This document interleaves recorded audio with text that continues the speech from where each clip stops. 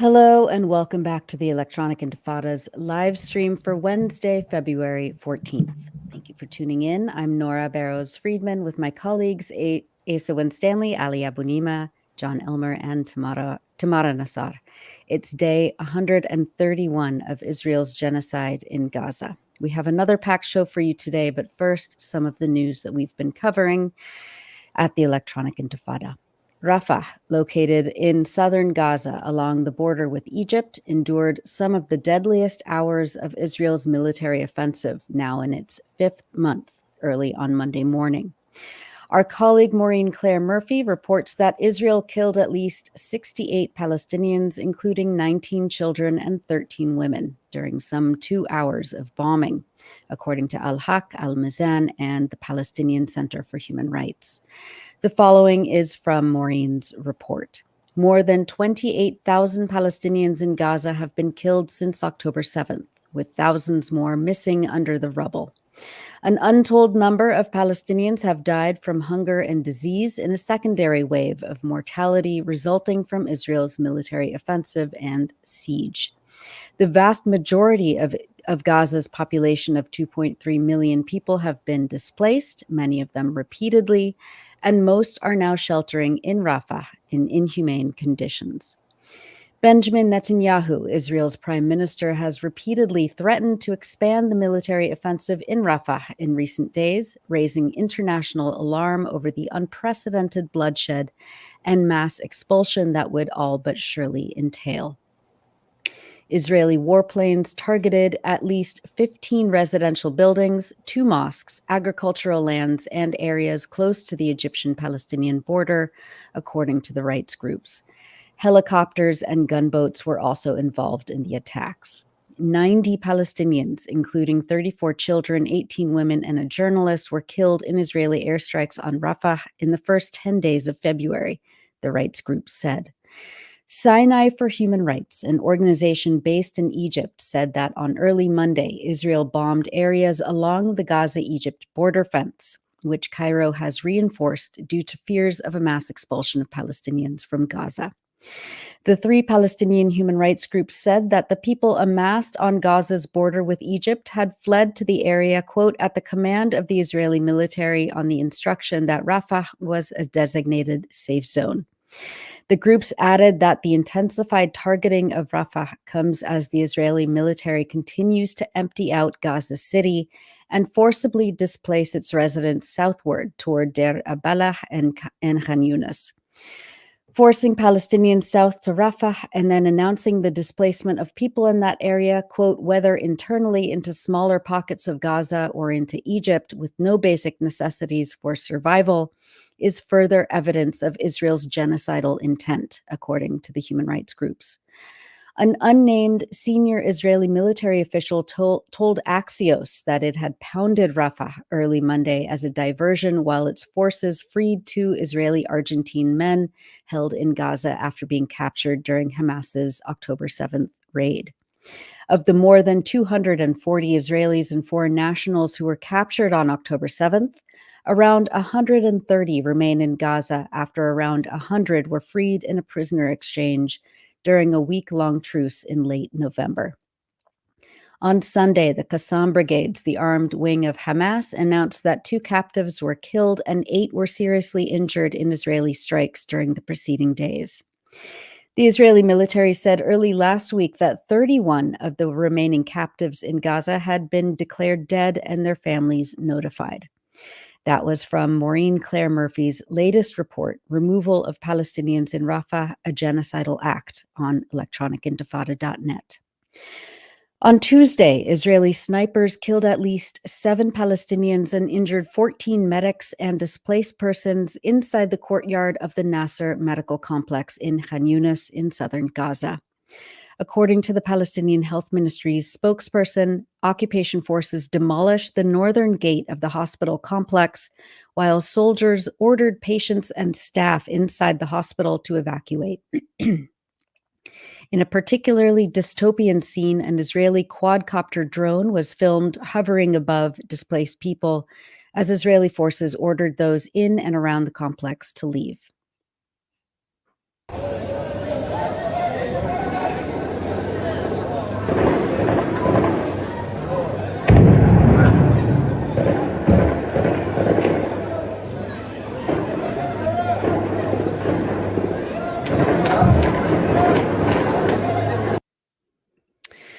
The health ministry said that schools surrounding Nasser Medical Complex were targeted and caught fire, and fire spread to a nearby medical equipment warehouse.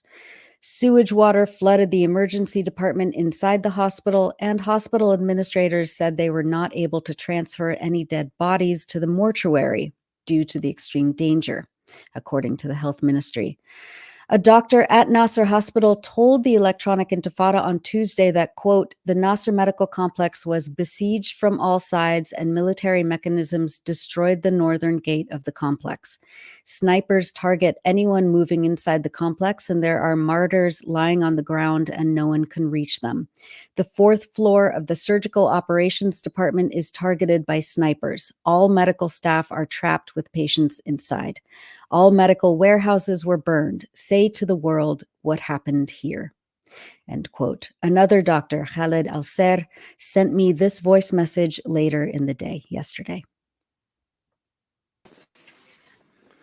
Last 2 hours, I have operated on 2 patients. Both of them are civilians considered as a refugee inside the hospital who tried to go outside the hospital according to Israeli army instructions. Unfortunately, they have been shot, multiple injuries, multiple bullets inside their bodies. That was Dr. Khaled Al-Ser, who sent me a voice message yesterday from Al-Nasser Hospital. Maureen Claire Murphy reports that Ahmad al-Mughrabi, the head of the burns department, said that Israeli troops sent a Palestinian detainee wearing personal protective equipment and his hands cuffed into Nasser Medical Complex to deliver the military's order to evacuate on Tuesday. When he returned to the troops as they had ordered, they executed the young man. This morning, Maureen reports that thousands of people evacuated the facility under Israeli order. The Palestinian Health Ministry in Gaza said that, quote, thousands of displaced people, the families of medical staff, and patients who cannot move were forcibly evacuated. Quote, they are threatened with extreme danger, according to Ashraf Al-Qadra, the ministry's spokesperson. Videos show people streaming out of the hospital and evacuees massed at a checkpoint. For more, read Maureen Claire Murphy's latest report, Israel Lays Siege to Gaza Hospital as Rafah Stares Death in the Face, on electronicintifada.net. On February 9th, a video went viral showing physician Amira Al-Asuli courageously rescuing an injured patient who was stranded near Nasser Hospital. Israeli snipers and armed quadcopters shot at anybody who moved in the area. Al-Asuli told Al Jazeera afterwards that, quote, our message to the world is this. Since graduation, we swore the doctor's oath and to take on the duty to help any human in need of medical help. I know that for quite some time they were trying to rescue that man, but they were afraid because of a quadcopter. The snipers were directly shooting at him and at us directly. Meanwhile, Israel is starving Gaza. According to the BBC, children, quote, are going without food for days as aid convoys are increasingly denied permits to enter. The United Nations estimates that nearly 1 in every 10 Palestinian children in Gaza under 5 years old are now acutely malnourished.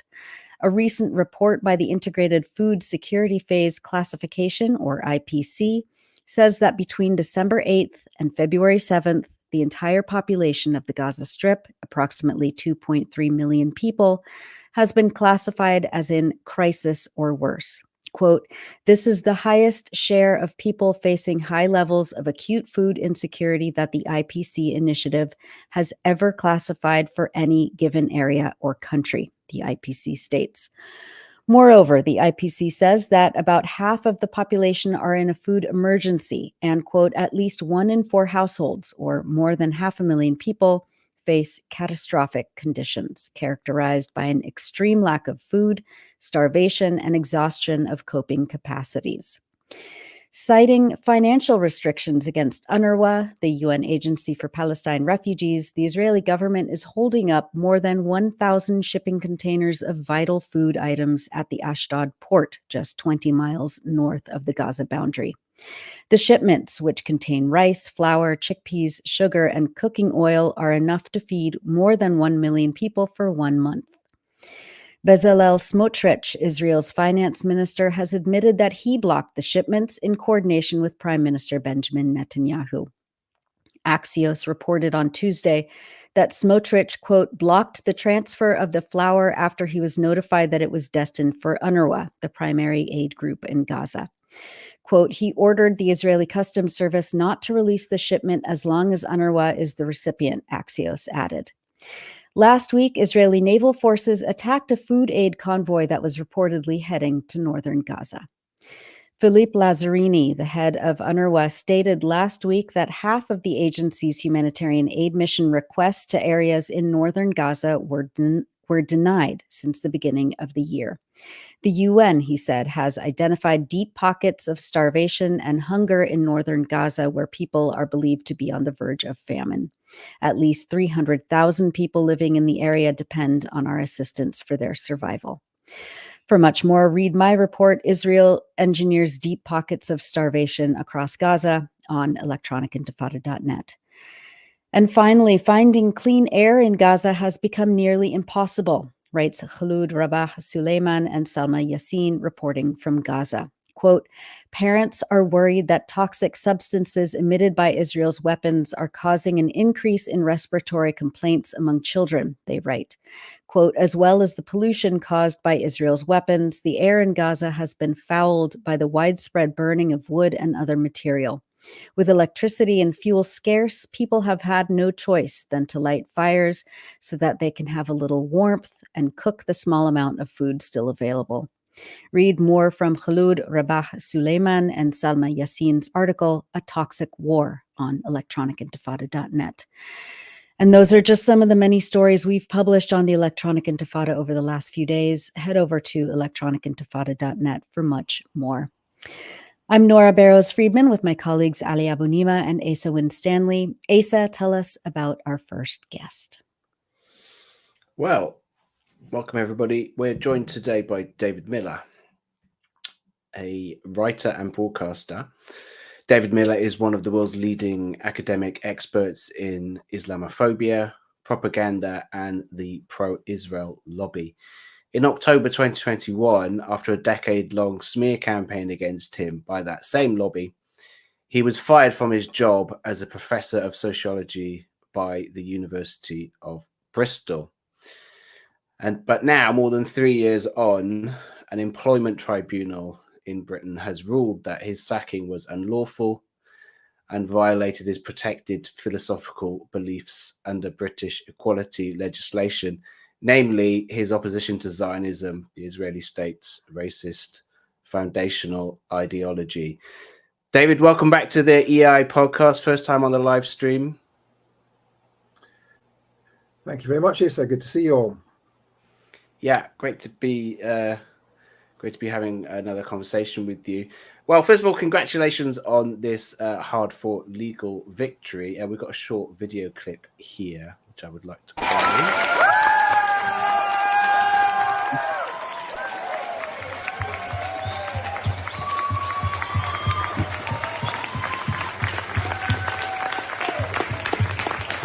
Thank you, everyone. I'm so happy with that welcome. It's well deserved. And David, as you guys know. Thank you, Tamara.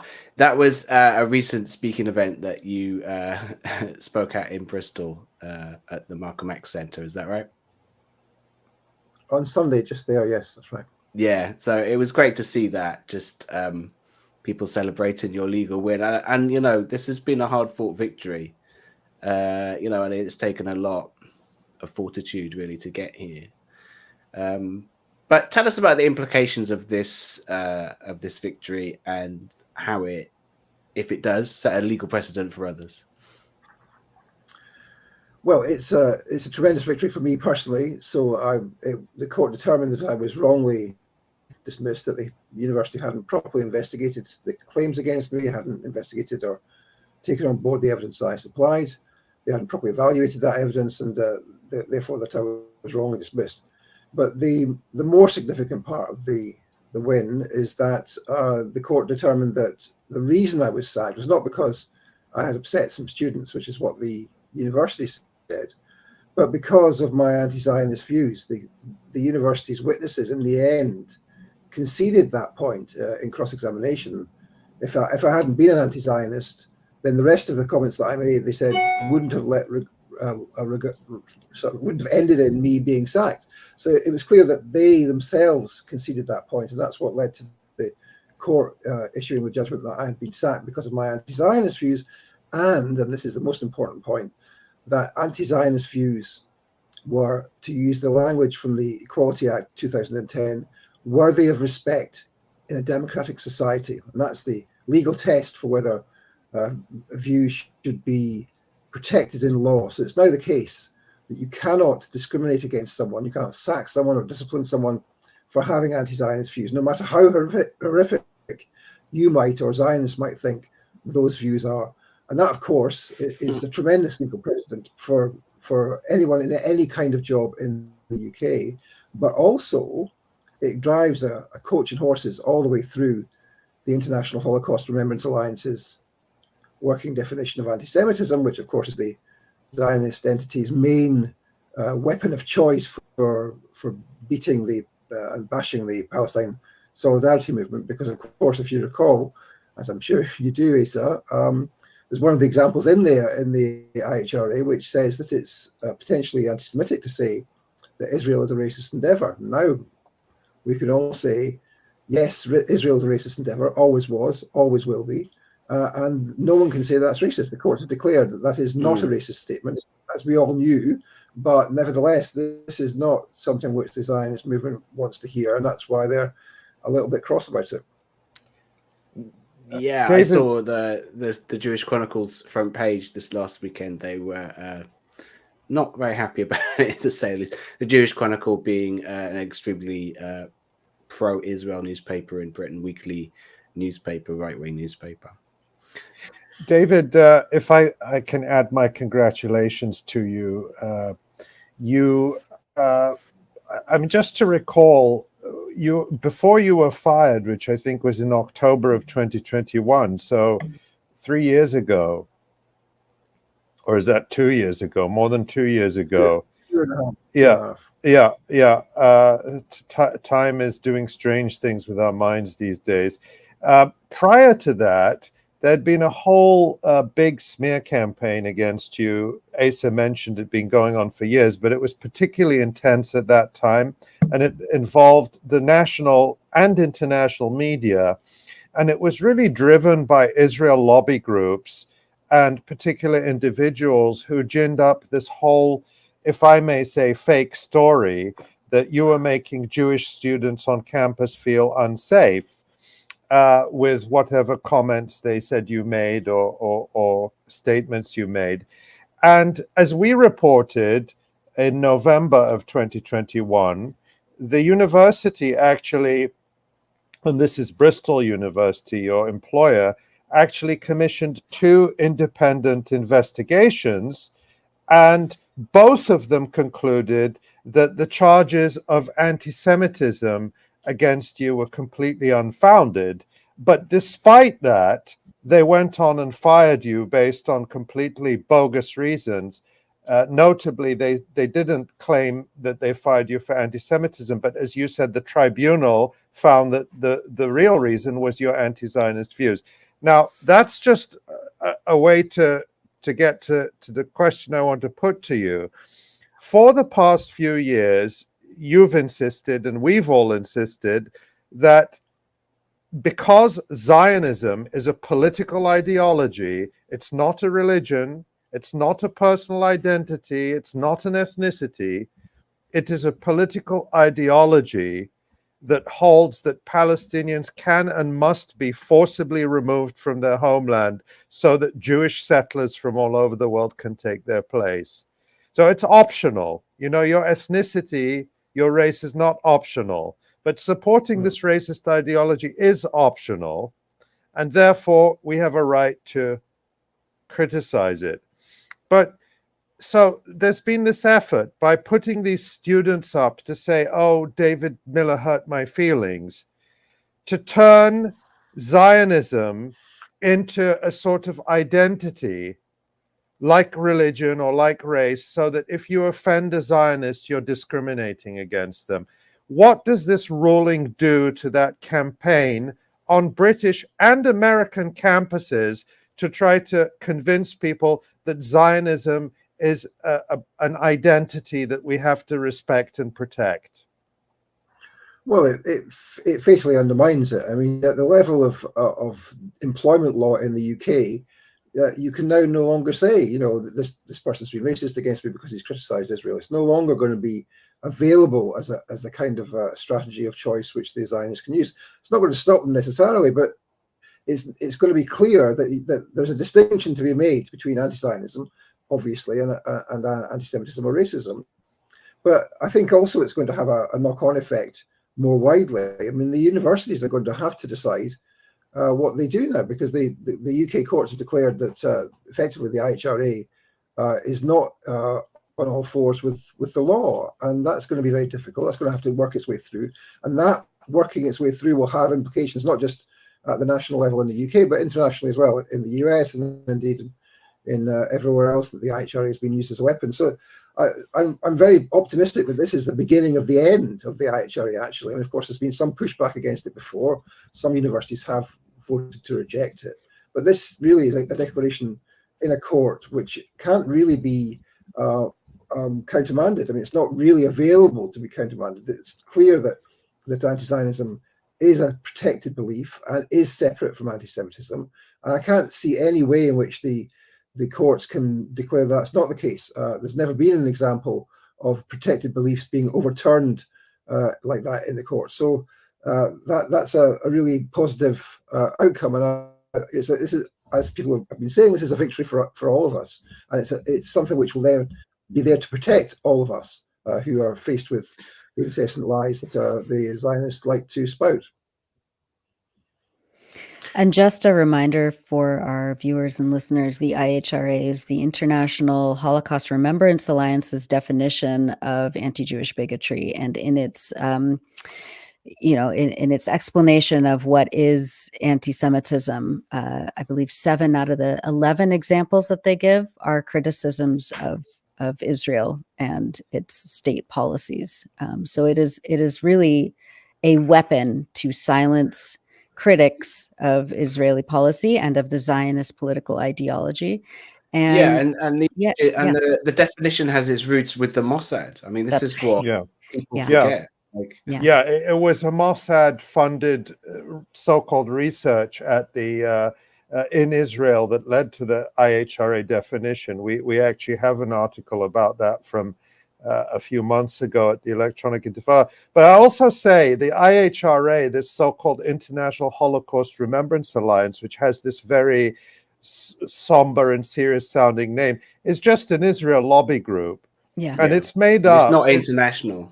Its members are Israel, the government of Israel, and Israel's closest friends in the world, so the United States and the EU. And there's been this big effort, this so-called definition, to formalize it and adopt it in universities across the UK, across the United States, and in the rest of the European and settler colonial world. And so this, as David said, is really a setback to that effort. Yeah. Next question for you, David, just to put this to you. One of the responses I've seen from the Zionists to your legal victory, I mean, apart from general outrage, and I believe this was in the Jewish Chronicle, was I think it was John Mann, who is this he's a pro-Israel campaigner. Let's just put it like that for now. His response was, well, this is outrageous, this should be overturned. But also he was trying to argue that it could go both ways. And he said that, well, if anti-Zionism is a protected characteristic, then therefore so is Zionism. So is that the case in law? And what would your response be to those kind of arguments? It's not the case in law just yet. It could be established in law, and this is what, for example, the silver lining, as the UK Lawyers for Israel put it, is that they think that they can now establish Zionism as a protected belief. That remains to be seen, and of course it would depend on the case that they brought and what kind of Zionism they wanted to define and how the court thought about it. So there are questions about that. It's not clear to me how it helps them much, since Zionism is already protected throughout our society because of the way in which our societies operate. But I think there's another question about this, which is that John Mann, he was in the Jewish Chronicle, I think, at the weekend, as you were saying, is talking about how this decision needed to be reversed, and that Parliament should be looking at this. So essentially, John Mann is saying that he disagrees with the decision of the courts so much that he thinks that we should abolish the separation of powers and effectively introduce fascism just in order to reverse the decision in my case. Now, of course, that's a ludicrous way of seeing things, but it's not unrealistic that the government will start to do stuff in this area. Already we've had Kemi Badenoch, one of the government ministers, talking about this in a way which is fairly ludicrous. But let's remind ourselves that it wasn't just, as one of you said, Israel lobby groups which were attacking me, and there were a laundry list of Israel lobby groups which most people couldn't name if they were asked, because there were so many of them. But there was also people from Parliament. More than 100 members of the House of Lords and the House of Commons wrote a letter asking for me to be sacked. And there were debates in Parliament. There were questions in the House, etc. I was denounced as being, I think, Jacob Rees-Mogg denounced me as being peculiarly wicked for the comments that I had made. So there was a huge campaign against me, which of course was whipped up by the lobby and by the Zionist movement. And of course they will try and continue with this, as they're trying to continue with introducing a bill against BDS, and as of course they're trying to outlaw the waving of the Palestinian flag or the use of the slogan "From the river to the sea." And we just saw yesterday in the UK, which I guess you will have seen in the news, that these 3 young women, one of whom is Palestinian from Gaza, convicted of a crime of terrorism for having on their backs during a demonstration in October and November last year the image of a parachute. And there's obviously an attempt to clamp down and to make it impossible to vocalize pro-Palestinian sentiment. But at the same time, of course, as all of us know, the whole world sees what's happening in Gaza. The whole world sees the endless procession of babies and children dragged from rubble, and everyone sees that Zionism is a genocidal ideology. And so that attempt to crack down is foundering on the fact that the whole world supports Palestine, with the exception, of course, of the countries in the West, and meaning their leaders. But the whole of public opinion supports Palestine, and that's a really difficult thing for them to manage. Just to give one example of that, let's remember that Elon Musk, who is now descending into the arms of the Zionists at a rate of knots. Remember, he said, look, that when he came back from seeing from Kibbutz Be'eri, seeing the stuff that the Israelis showed him, he said, "From the river to the sea is genocidal, and we will not have it on the platform." Well, has anybody been stopped from being on X as a result of using that? No, of course not, because they can't, because the whole world is using the slogan, because the whole world supports Palestine. So it's a real dilemma for them in that they're trying to clamp down, but it's not working. Yeah, they're sort of almost shutting down. We're starting to see this process of Western society shutting down, Western governments shutting down their own systems, that potentially democratic systems, but internal systems, purely to defend Israel and Zionism. And these are contradictions that are being really heightened across the world during this genocide. David, the attack on you and your defense is we hope a very significant turning point for free speech and academic freedom, and a real blow against the thuggery of the Israel lobby, a lobby you've done so much to expose in both your academic and journalistic work. But as we know, you are not alone in being under attack for your academic work, and all over the UK, Europe, particularly Germany, and the United States and Canada, we hear story after story of young academics, and not always young academics, sometimes quite established academics, and particularly Palestinian academics, come under attack just for being Palestinian or for speaking out in support of Palestinian rights, or even for very legitimate academic research. We've seen now almost 10 years ago, Stephen Salaita was subjected to a similar smear campaign, and he was fired by the University of Illinois. And he's not alone either. So my question for you is, as an academic and someone who's been through this, what advice do you have for your fellow academics who may face this kind of smear campaign? How do we stand up to it? Well, I think the key thing, and I don't think this applies just to academics, but it does apply to academics too. The key thing is to adopt a strategy of attack, of not apologizing, of not. I mean, the key difference between what I did and what many of the people in the Labour Party did in the UK when Jeremy Corbyn was in charge, the strategy then was to apologize. Say, I'm terribly sorry, I've hurt your feelings, I didn't mean it. Maybe we can have a chat, maybe we can make things right. But that's a losing strategy, and that's what lost Jeremy Corbyn the leadership of the Labour Party, as of course Asa shows in his fantastic book on the topic. My strategy was to say we do not compromise with the Zionists, because we cannot. This is a racist ideology, and it simply has to be defeated. And that seems to me it has to be the first point of any response to these kinds of criticisms. The second point, therefore, if you're going to do that, is to say you have to get support.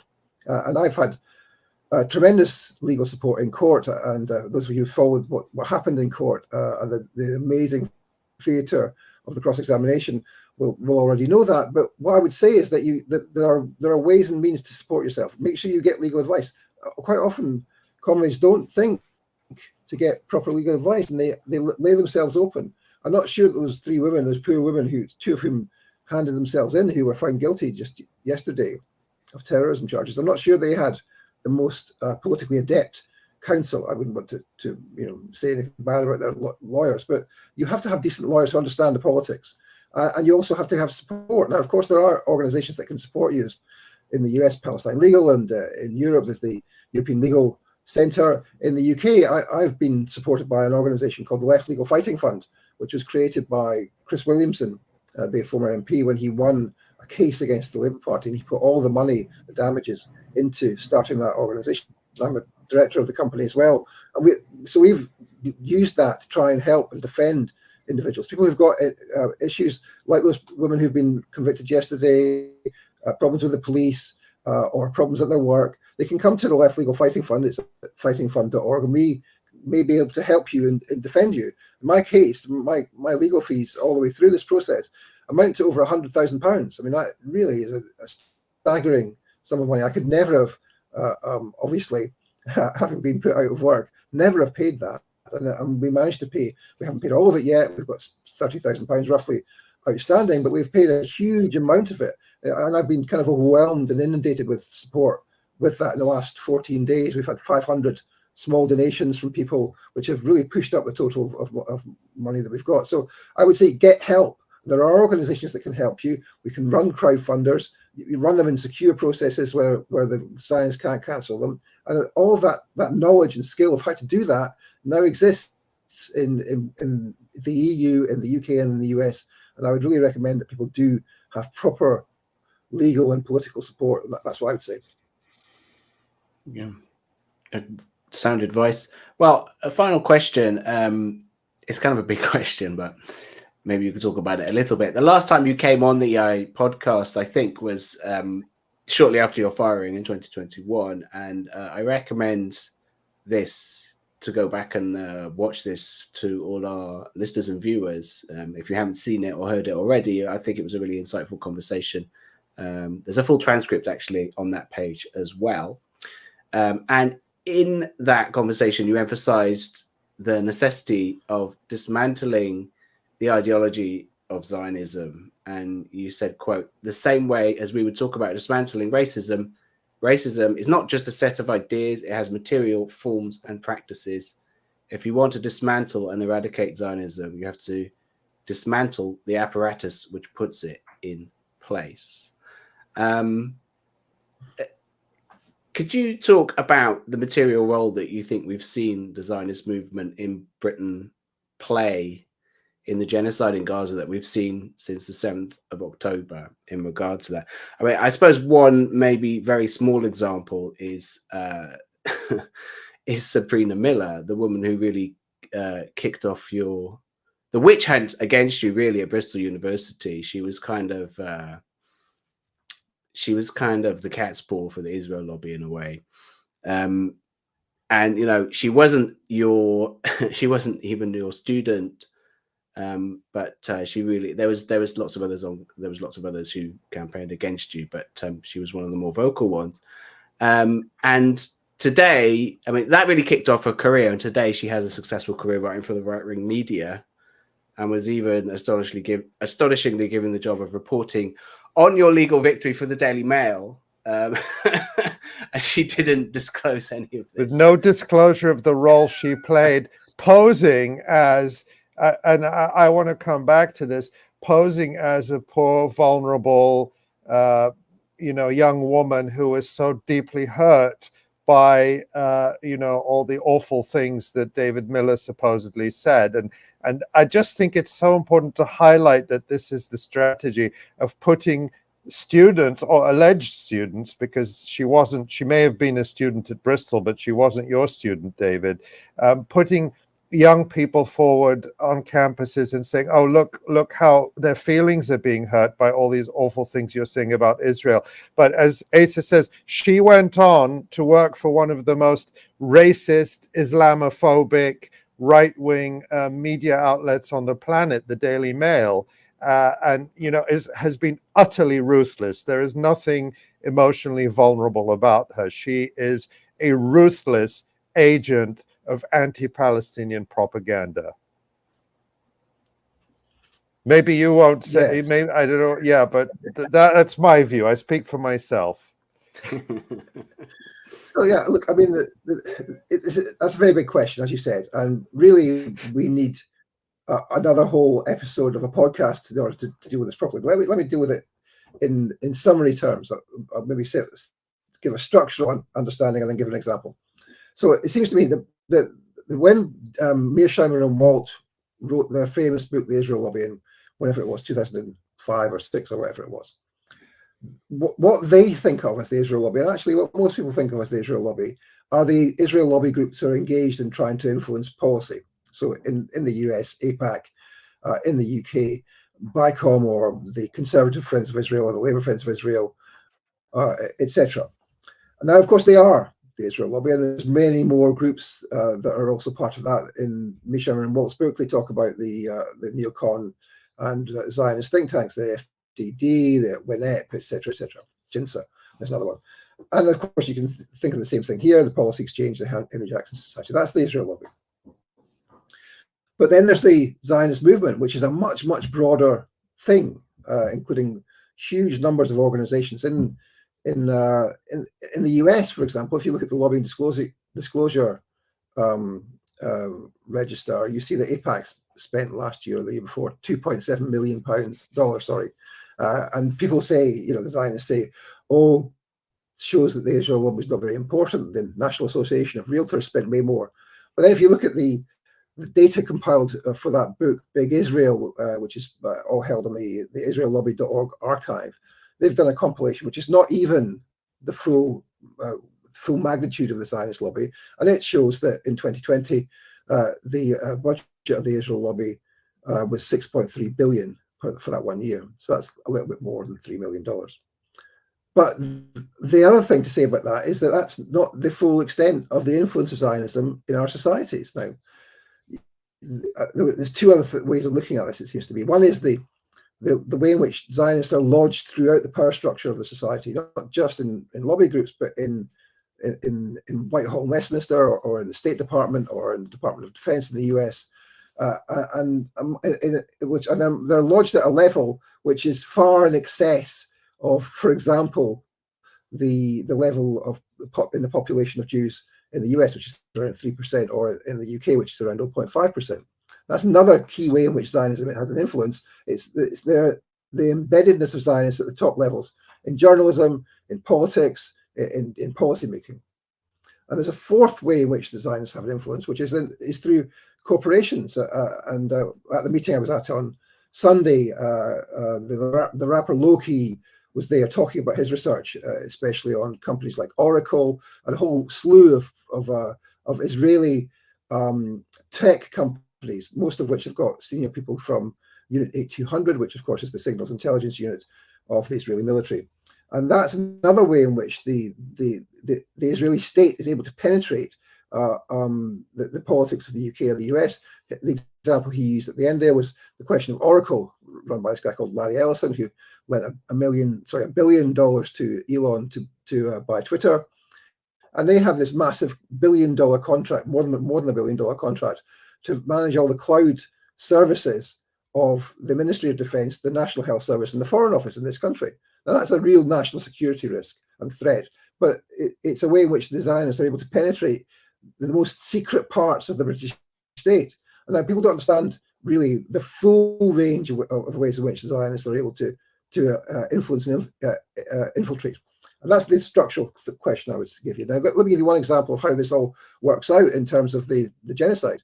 So I've been doing stuff recently on the show that I produce and appear on called Palestine Declassified, which has looked at, for example, there's two British charities, one called Beit Halachim, and the other one's called the UK Friends of the Association for the Wellbeing of Israel Soldiers, which is the UK wing of an organization which in the States is called Friends of the IDF.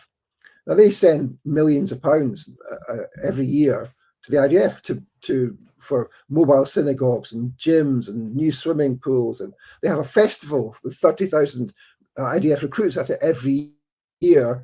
To welcome, it's a music festival to welcome recruits, including those lone soldiers who come from the US or South Africa or the UK, or whatever, to join the genocidal forces. This is a massive subvention for the genocide, so there are organizations here that are doing that, and they are regulated in the UK by charity law, which is supposed to show public benefit, and that if there are harms which come from their conduct, the harms must not outweigh the benefits. So there's a real sense of the importance of looking at the way in which Zionism operates in the UK and in the US and in other countries, because it's a key pillar of supporting the ongoing genocide, and we can take action against those organizations here. And I'll give you one example of how we could take action. The guy who runs Beit Halachim is a guy called Andrew Wolfson from the famous philanthropic family, the Wolfson family, known for generations for their philanthropic work and the funding of Wolfson College, Cambridge, and Wolfson College, Oxford, but also for multi-generations, they've been supplying money for the ethnic cleansing in Palestine, and they continue to do it to very many organizations, including, yes, the IDF, but also directly to settlements and to Jewish supremacist groups and all sorts of other things. So there's a real sense of the importance of understanding not just Zionism in occupied Palestine, but the way in which Zionism in this country helps to facilitate and promote the genocide, and helps to keep and insulate it from criticism. And we should be taking action directly against that in each country that we live in. Yeah, well, thank you for that. I mean, it's, as you said, it's a huge question, and we should have a whole podcast on it, and maybe we can get you back on soon to talk about some more of those things. We really appreciate your time, David. Thanks for joining us once again. You can follow David on X, formerly Twitter, at @tracking_power, and watch his show Palestine Declassified on Press TV. It's a great show. I've been on it. Have you got anything else to plug? No, that's all for the show. I mean, I think the key thing is to say, I still have legal fees outstanding. So if people can, then any contribution is welcome at fightingfund.org. Great. All right. Thank you very much, David. Thanks so much, David. Thank you. And you are watching and listening to the Electronic Intifada live stream. Sinn Fein has long been vocal in its support for the Palestinian people, but during this genocide, Palestinian and Irish activists have expressed growing dismay at how the political party has dragged its feet.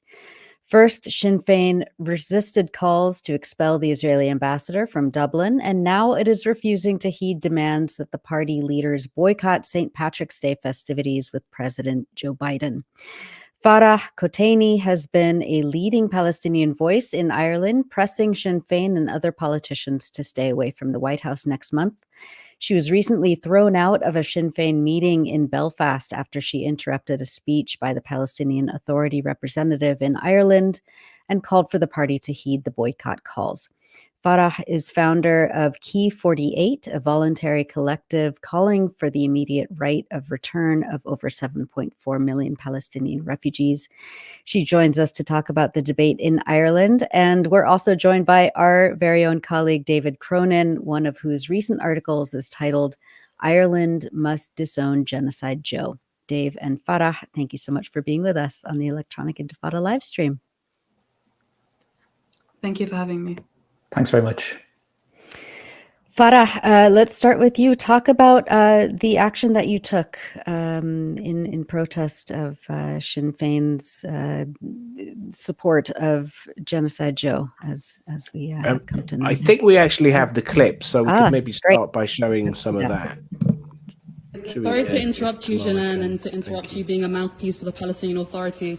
They are a corrupt dictatorship who have not had an election since 2006. They intimidate. We're Palestinian. We're Palestinian. We're Palestinian. He's from Gaza. His family are from Gaza. Please listen to us. We've listened to you all night. Please. We're all from Palestine. We're all Palestinian. I'm Palestinian. He's got family in Gaza right now. Please listen to us. Boycott the White House. Boycott the White House. Do not go to St. Patrick's Day. Boycott the White House. Boycott the White House. Don't touch me. Boycott the White House. You can boycott the man. I'm Palestinian and I'm Irish. Shame on you. There will not be a free Palestine without a united Ireland. Free Palestine, united Ireland. Boycott the White House. Boycott the White House.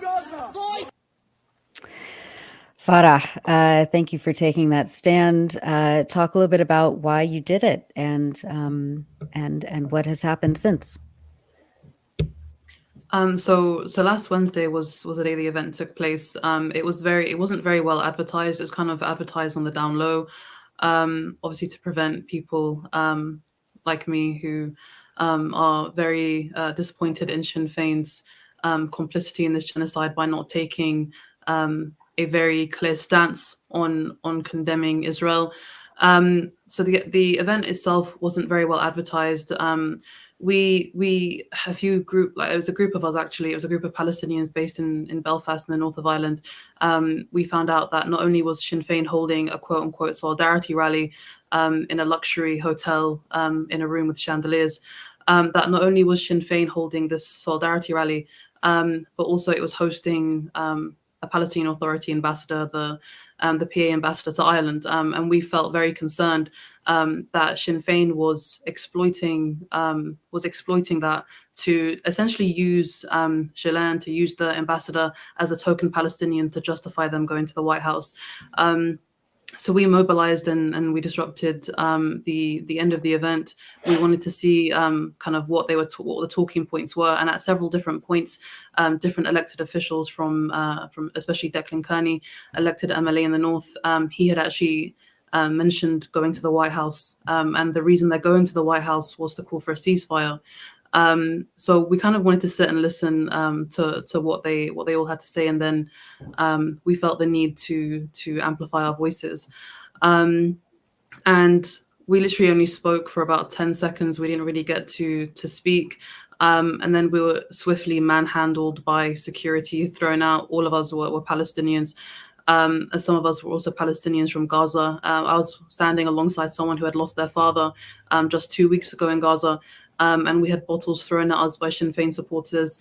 Mr. Walsh, who was sitting in the front, former Sinn Fein or current Sinn Fein councillor, shared a cell with Bobby Sands, was one of the first to stand up and to tell us to leave, tell us to have our own event. He shared a cell with Bobby Sands. It was quite an unbelievable experience. And we expected some form of apology from Sinn Fein, but we haven't received any apology. Instead, the very next day after we were thrown out of the event, Mary Lou McDonald and Michelle O'Neill went to go pay another PA ambassador a visit, Hassam Zonwa in London, for another photo op to kind of guarantee their token Palestinians to justify them going to the White House. And Mary Lou McDonald is the president of Sinn Fein, and Michelle O'Neill is her deputy, who is also the newly installed First Minister in Northern Ireland.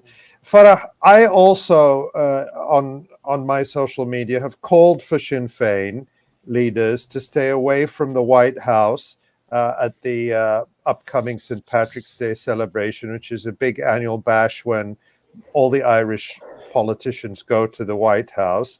And at least one party, the SDLP, their leader, Colm Eastwood, has said he would stay away and that he couldn't stomach going to the White House. But some of the reactions I've gotten from a few people, I've had a lot of support for my position, as have you. But I have had some criticism, and people have said, well, Sinn Fein is one of the strongest and most vocal supporters for the Palestinian people over the years. So aren't you being unfair to them by making this demand when they've been some of the most vocal critics of Israel over the year? I'm just curious how you respond to that. I don't think it's asking too much at all. I think it's actually quite preposterous that in the time of a genocide, you would go to celebrate any holiday, let it be St. Patrick's, Christmas, or whatever holiday it may be. We saw in Bethlehem, in the Church of Nativity, they were obviously not celebrating Christmas for obvious reasons. And I don't think it's a big demand to ask Sinn Fein to boycott St. Patrick's Day at the White House. And also, in addition to that as well, this is kind of one of the sole opportunities to really amplify kind of Irish dissent on this. The annual celebrations of St. Patrick's Day would send a clearer message than physically being there and asking for a ceasefire in person. I want to bring our colleague Dave in as well. Dave, what can you say about the role of Sinn Fein and right now in terms of its, what Farrah was just saying about its support of Genocide Joe? How can you assess the current kind of political state of things right now in Ireland? Well, I think it's very depressing that somebody like Fianna Walsh, who Farrah has just mentioned, the man who was sitting in the front row, was a Sinn Fein councillor, was the first person, as Farrah has said, to stand up and say, I think his precise words were, go and have your own event. Fianna Walsh runs or has been involved in running a centre in Belfast dedicated to James Connolly, who was a revered figure in Irish history. James Connolly was a famous socialist, a famous internationalist. He took part in the 1916 and was executed for his role in the 1916 Easter Rising in Dublin. I can't imagine that James Connolly would have turned around to a Palestinian and say, go and have your own event. Mm-hmm. Sinn Féin's position, unfortunately, has weakened considerably. A few days ago, I did a little bit of digging on the Sinn Féin website. I looked up back issues of An Phoblacht, the weekly newspaper that Sinn Féin publishes. I found a fascinating article from 1998 in which Sinn Féin offered a devastating critique of the Oslo Accords, which were signed a few years earlier between Israel and the Palestine Liberation Organization. the article on 𝐓𝐡𝐞 complained that Palestinians were being told that they have to make do with quote unquote occasional scraps. Why can't Sinn Féin boycott the White House?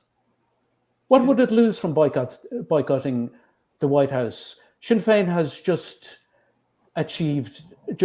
taken over the position of First Minister in the north of Ireland. If Michelle O'Neill, the Sinn Féin First Minister, did not go to the White House, refused to shake hands with Joe Biden on St. Patrick's Day, she would gain enormous credibility as somebody who is prepared to stand up for the Palestinian people, to stand up for Palestinian rights. Why is she not prepared to do that? Why is Mary Lou MacDonald in Dublin, her colleague in Dublin, who's the leader of the largest party in Ireland, why is she not prepared to take a stand in support of Palestinians at a time when they are going through a genocide? David, you know this, but I want our viewers to know this, and certainly as a Palestinian, there is no country where I feel and we feel more visceral and heartfelt support than in Ireland and the Irish people. And I've spent quite a lot of time in Ireland. It's been a few years, but I've had a chance to spend a lot of time in Ireland, both in the north and the south. And I can speak to that love and solidarity directly. And we certainly feel it online as well. And I can say that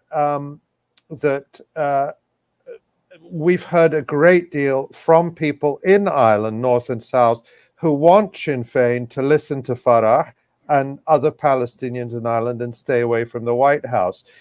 My question, perhaps for both of you, is this strong popular solidarity and sentiment with Palestine translating into policy from the Irish government? Does the Irish government stand out among, say, countries in Europe in terms of its policies? We have seen a bit more criticism from the Irish government.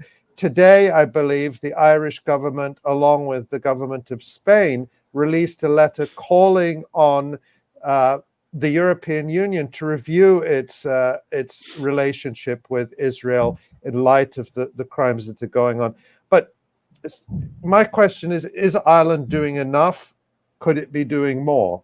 I don't know, perhaps maybe Farrah would like to start, and I'd love to hear what you think, Dave. No, I don't think the Irish government is doing near enough what it could be doing, especially in terms of the beginning of the genocide from October.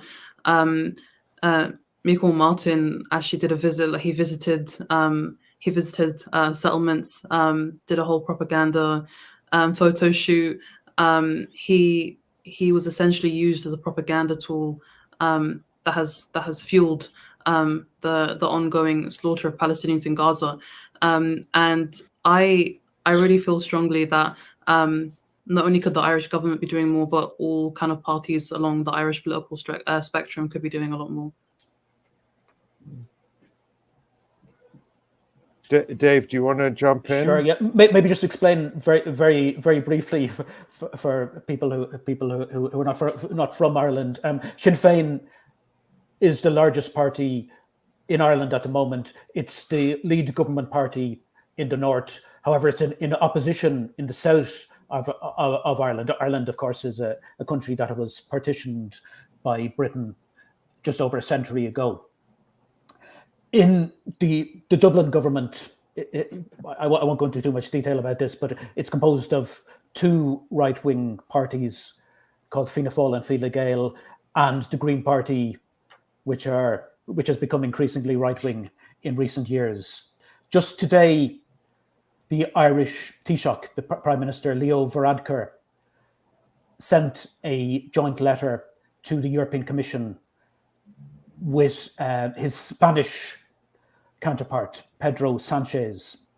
And in that letter, they called for an urgent review of the main contract between the European Union and Israel, which is called the Association Agreement. First of all, it's interesting that Leo Varadkar is using the word urgent, because he has used the word urgent before in relation to Israel. In 2013, Leo Varadkar was actually Ireland's transport minister. And at that time, he argued that an aviation agreement between Ireland and Israel should come into effect as, quote unquote, a matter of urgency. So at that time, he felt that it was actually urgent to embrace Israel more than Ireland had done, that it was urgent to increase trade relations and economic relations with Israel. He seems to be taking a slightly different approach now, so that is welcome. However, is this really enough? In my opinion, it's not. This agreement that I mentioned, the association agreement between the European Union and Israel, came into effect in the year 2000, so that's 24 years ago now. Article 2 of that agreement says that the relations between the European Union and Israel are conditional on respect for human rights. Every single day since that agreement has come into effect, Israel has denied basic rights to the Palestinian people. Not only has the European Union refused to sanction Israel, it has actually hugged Israel tighter over those 24 years. Now, Leo Varadkar is only asking for an urgent review at this point. He has not specified what should happen if Israel is found to be in breach of that agreement. And in any event, Leo Varadkar should be politically astute enough to know a little bit about the dynamics in Brussels. He's been here many times. In all likelihood, the countries in the European Union, such as Hungary, such as Poland, such as Germany, such as the Czech Republic, will block any sanctions against Israel. They've always done so. They did so very, very recently when an effort was made to have sanctions introduced against only 4 so-called extreme settlers, Israeli settlers. That was blocked by that initiative was blocked by Poland and Hungary, if memory serves me correct. So the likelihood that the European Union is going to sanction Israel is extremely, extremely small at this point. So what Ireland really needs to do, it can do this, and perhaps it can do this together with Spain, is to take steps on its own against Israel, to introduce trade sanctions against Israel. The record, unfortunately, of Leo Varadkar and his party, called Fine Gael, is terrible in this. They've actually, one of the most anti-democratic things that Leo Varadkar and his party have ever done, and this is talking about in all policy areas, not just with regards to Palestine, is a few years ago, the Irish Parliament, the Oireachtas, both houses in the Oireachtas voted by a significant majority to ban goods from Israel's settlements. Even though that was approved by both houses in the Oireachtas, it was actually vetoed by Leo Varadkar and his party. That in an extremely anti-democratic way. So what I would call, if Leo Varadkar or anybody else from his party are listening tonight, what I would say to them is, stop blocking that initiative. Ban that legislation has already been approved by both houses in the Irish Parliament. You can take measures tomorrow to ban goods from Israel's settlements. And there are other things you can do, perhaps in consultation with like-minded countries like Spain and Belgium, who seem to be saying similar things to Ireland. We know that the European Union is not going to introduce sanctions against Israel anytime soon. We know that the European Union has supported this genocide in Gaza. And the lady to whom that letter was addressed Ursula von der Leyen, the president of the European Commission, has said that she fully supports Israel's war against Gaza. We know there's no point in putting any hope in her. It's necessary for Ireland and perhaps to take action on its own, perhaps in consultation in tandem with Spain, and perhaps in partnership with other countries like Belgium. Yeah, Farrah, I've got a question for you about the Palestinian Authority. I mean, I found it really interesting at the beginning of that clip how you made a point of criticizing, and brave actually, how you made the point of criticizing the Palestinian Authority's Irish representative who was speaking on stage that night, Jilan Abdul Majid. And could you talk about the PA's role in all this? Because I didn't know that what you mentioned earlier about one of Sinn Féin's leaders going to speak to Hossam Zumlot, the PA's representative in London. And, you know, Hossam Zumlot is very embedded in it has to be said, he's very embedded in the Palestine Solidarity movement in Britain. To me, in my view, this is a real problem that the British Palestine Solidarity movement has, is it has this. I mean, the best thing you could say about it is it's a kind of rose-tinted view of the Palestinian Authority, that it's it's not perfect, but it's Palestinian at the end of the day. But you made the point of saying, look, they're not, really the Palestinian Authority is part of the Israeli occupation. That is its role. And we do get, just Asa, if I can add to the question, and I get this sometimes because, I won't say criticize, I'd say I describe the Palestinian Authority's role. And sometimes I'll get people saying to me, oh, you shouldn't focus on this now. It's divisive. We should all be having a united front. So I hear that. And I'd love to know what Farrah thinks of your question, Asa. Yeah, so we decided to address first and foremost the ambassador being obviously a mouthpiece of the Palestinian Authority, because the Palestinian Authority, like I said in the clip, haven't had an election since 2006. They're brazenly corrupt. They embezzle public funds. They they are subcontractors of the illegal Israeli occupation, and they work hand in hand with Israel. When we talk about the Palestinian Authority and Israel, they're two sides of the same coin. And even just a few weeks ago, we saw Israeli soldiers disguised as Palestinians invading a hospital in Jenin, and opening and murdering Palestinian patients whilst in hospital beds. And this is results of PA and Israeli security coordination, and bringing any PA mouthpiece to an event. Can I just add in? Sorry, Farrah. Can I just butt into just point out that what you're saying there is completely true, because it is in people don't a lot of people maybe in the West don't realize this. It is in the job description of the Palestinian Authority, police, security forces, undercover officers.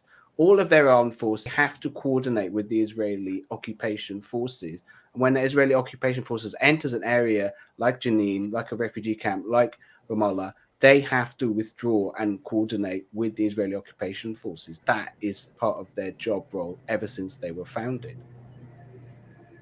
No, 100%. And for Sinn Féin to give a platform for the Palestinian Authority, who are another arm of Israel, they might as well invite Netanyahu or invite someone else complicit in this genocide, because the PA is equally as complicit. The Palestinian Authority, and to the answer what you said, what you had mentioned, Ali, to keep.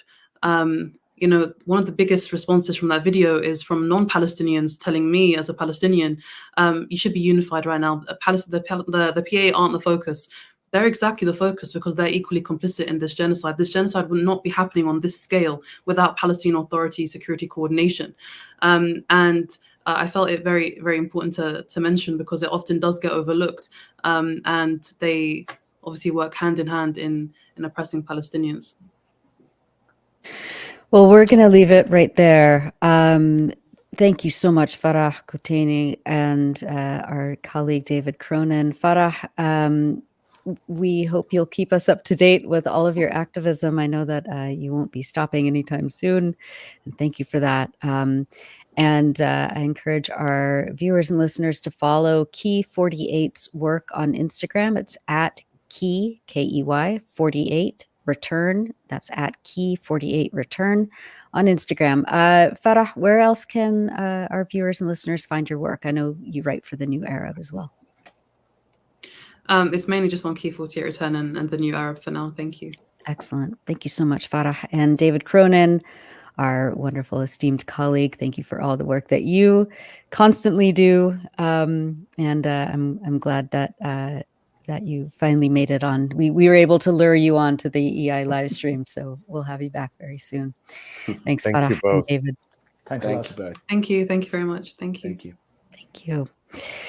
And this is the Electronic Intifada live stream for February 14th. On February 9th, Columbia University hosted a high-profile event headlined by Hillary Clinton entitled, quote, "Preventing and Addressing Conflict-Related Sexual Violence."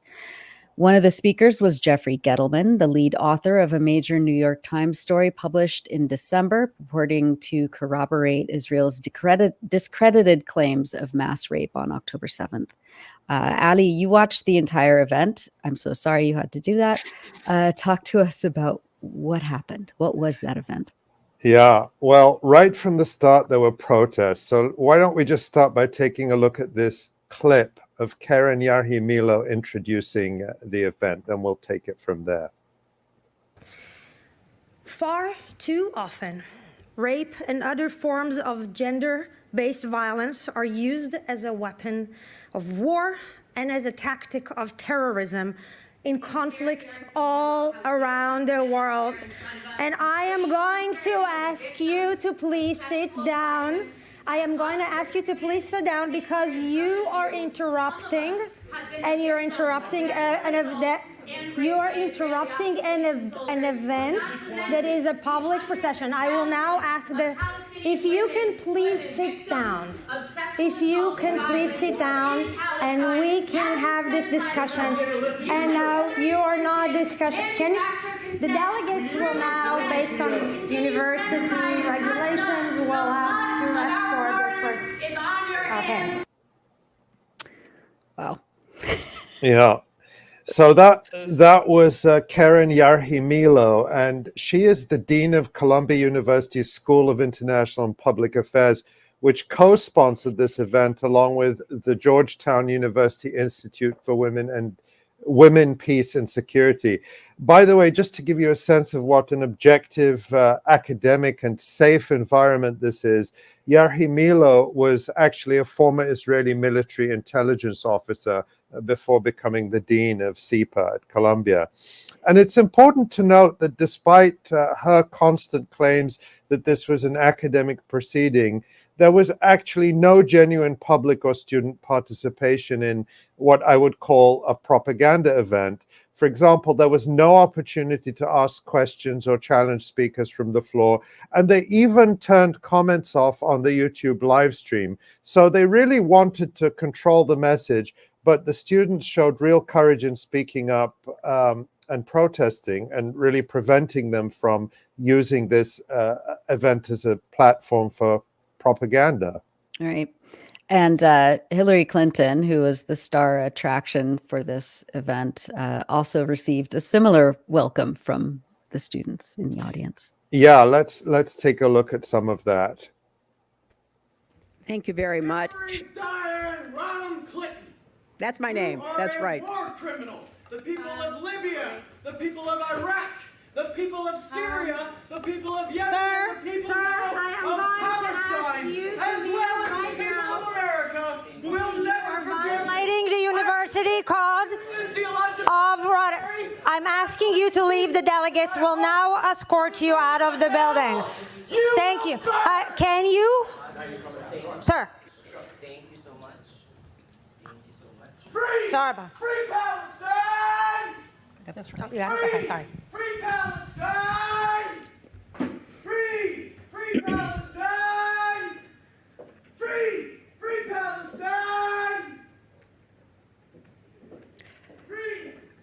Okay. Wow. Yeah, Hillary must really have had many years of practicing that fixed smile, which Smug, conceals very so much. smug. Yeah. Yeah. And we can also see what all this looked like from the audience members as well, and particularly from members of the student activist group, Columbia University Apartheid Divest, who organized the protests and stood up one after the other and challenged Hillary on her hypocrisy and on how she has repeatedly weaponized claims of sexual violence to push American foreign policy objectives. So here's one video that was shot by an audience member. Rules of conduct. You are interrupting academic proceeding. It's time for you to exit the space.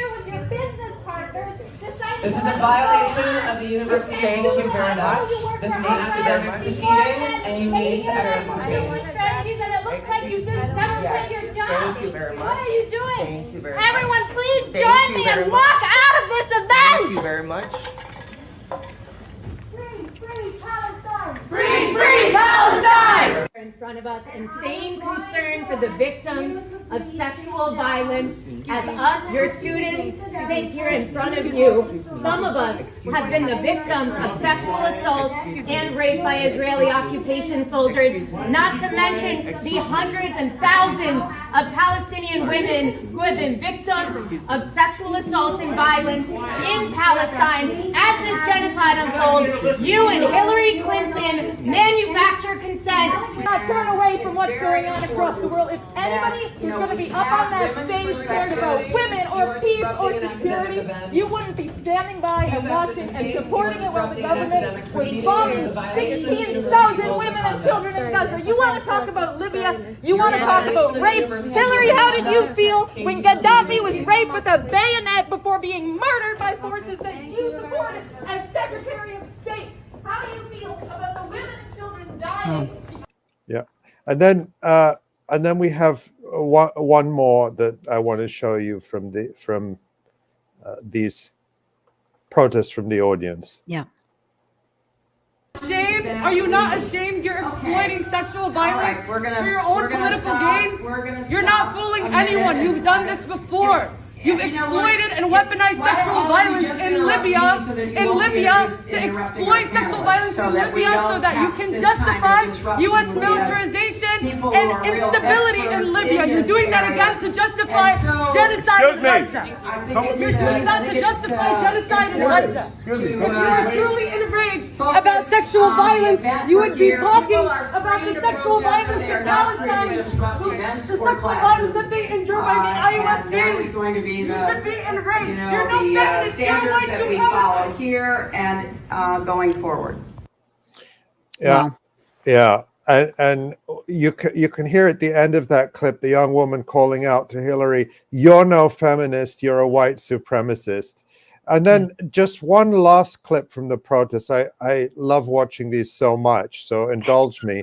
This is Linda Thomas Greenfield, the U.S. ambassador to the United Nations.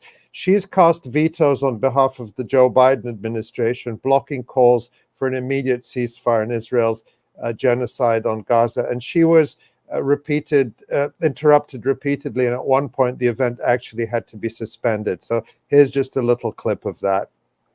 Over the border from Sudan, and I heard from so many people who have said to me, this is yet again a violation of the University Rules of Conduct. You are interrupting an academic proceeding. It is time for you to exit the space. This is a violation of the University Rules of Conduct. This is an academic proceeding, and you need to exit the space.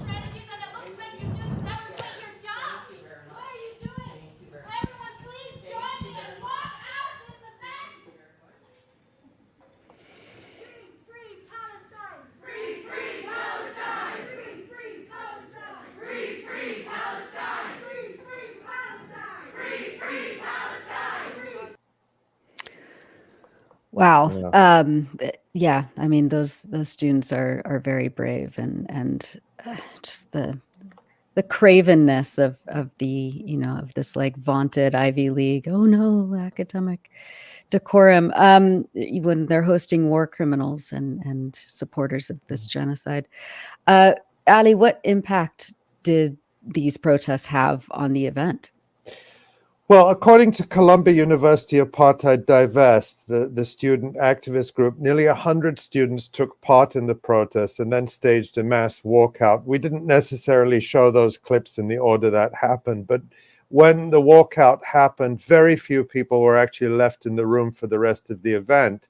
And there were only a few dozen people watching online at the most. So from a propaganda standpoint for Israel, it was really kind of a flop. Yeah, I know. I think the four of us at EI who were watching at the same time was about, like a tenth of the entire audience.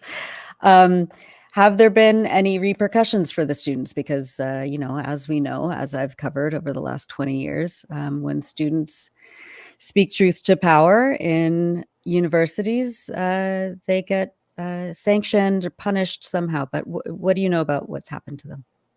Yeah, well, following the walkout, according to the student activists, campus security attempted to illegally detain students, withholding their property, including medical devices. That's from Columbia University Apartheid Divest. The group said that one student who prefers to remain anonymous due to fear of retaliation described how security knowingly withheld her doctor-prescribed inhaler as leverage to solicit information for potential disciplinary hearings. And that all really speaks to the climate of fear at Columbia University for Palestinian students and faculty and their supporters. Many say that President Minouche Shafik has bent over backwards to appease relentless Israel lobby attacks, falsely claiming that the campus is rife with anti-Semitism. And the Israel lobby has been waging campaigns against students at professors at Columbia University for years. Last month, for example, students holding a rally to protest the Israeli genocide in Gaza were attacked with a noxious chemical spray, allegedly by supporters of Israel, and this is being investigated by police. And just this week, the Education Committee of the U.S. House of Representatives sent a letter to Columbia University demanding documents for a literal McCarthyite witch hunt by members of Congress against the university, alleging that it is, quote, failing to protect Jewish students from supposed anti-Semitism. The letter is full of smears and outlandish allegations against Columbia faculty. One of the many false examples of anti-Semitism cited in the letter is an article by Columbia professor Joseph Mashad that he wrote for the Electronic Intifada about the events of October 7th. And Professor Mashad has been a particular target of these libelous smears by the Israel lobby now for more than 2 decades. So it really does take courage to speak up and protest in this way at such a repressive university like Columbia, especially against someone as powerful and ruthless as Hillary Clinton, who has actually been rewarded by the university for her war crimes with a professorship there. So really hats off to these students. Yeah, indeed. Well, let's turn to some of what was said at the conference. Jeffrey Gettleman of the New York Times was there. Of course, he's the Pulitzer Prize winning reporter who put together that big so-called deep investigation alleging mass rapes by Hamas fighters on October 7th without a shred of evidence, of course. Yeah, he was the lead reporter on that fraudulent article, and viewers may remember that we debunked it here on this live stream back on January 3rd. And we showed in detail how Gettleman relied on completely unreliable and inconsistent so-called eyewitnesses, as well as on the Israeli military and on Zaka, a Jewish extremist group that has repeatedly fabricated October 7th atrocity stories that have since been completely debunked, even in the Israeli press. So you will also recall that the family of Gal Abdush, an Israeli woman who Gettleman claimed was raped, repudiated his story. They actually said there was no evidence Gal Abdush had been raped, and they accused the New York Times of misleading and manipulating them, and that they had no idea that Gettleman was actually going to claim that Gal Abdush was raped. And then, as we reported on our live stream on January 31st, Gettleman's own colleagues at the New York Times have also spoken up against what they see as potentially another major journalistic fraud and scandal for their newspaper. That prompted the Times to scrap an episode of its flagship podcast, The Daily, which was going to be based on Gettleman's now discredited reporting. Was Gettleman challenged and held accountable for all of this at the conference? No, not at all. He was actually treated as a conquering hero in a fawning interview by Sheryl Sandberg, the former Facebook executive and a staunch Zionist herself. Sandberg revealed during the session that she has just returned from Tel Aviv, where she is filming a documentary about the alleged mass rapes. She's making the documentary with an Israeli company called Koutteineh Communications, and the title of the film is Screams Before Silence, which is very similar to the headline of Gettleman's own fraudulent New York Times piece, Screams Without Words. It's shameful. Did Gettleman address any of the problems with his reporting at all? Not directly, but it was very clear to me that he knew he was being closely watched and listened to. So what he did was try to surreptitiously back away from some of his more categorical claims. Let's listen to. I stepped into Israel and I did some stories about hostages, and pretty soon, I mean, maybe, I don't know, within the first few days of this attack, we were hearing reports of rape and mutilations of women. We heard it right away. And maybe people in this room remember those videos of the female soldiers being taken away and the body of that one woman, Shani Locke, in the back of a pickup truck, half naked. Right away, there was obviously crimes against women that happened. So because, sadly, I have some experience doing this, I began looking to see what we could find out. And I worked with two other colleagues, and we interviewed almost 200 people over the course of 2 months. And what we found, I don't want to even use the word evidence, because evidence is almost like a legal term that suggests you're trying to prove an allegation or prove a case in court. That's not my role. Right. We all have our roles, and my role is to document, is to present information, is to give people a voice. And we found information along the entire chain of violence, so of sexual violence. So his role as a award-winning reporter is not to report evidence. His role is simply to relay information, is what he's admitting to. Yeah, incredible. I've never heard a journalist say something like this. In my understanding, and I never had any ambition to be a journalist. It just was something that needed to be done.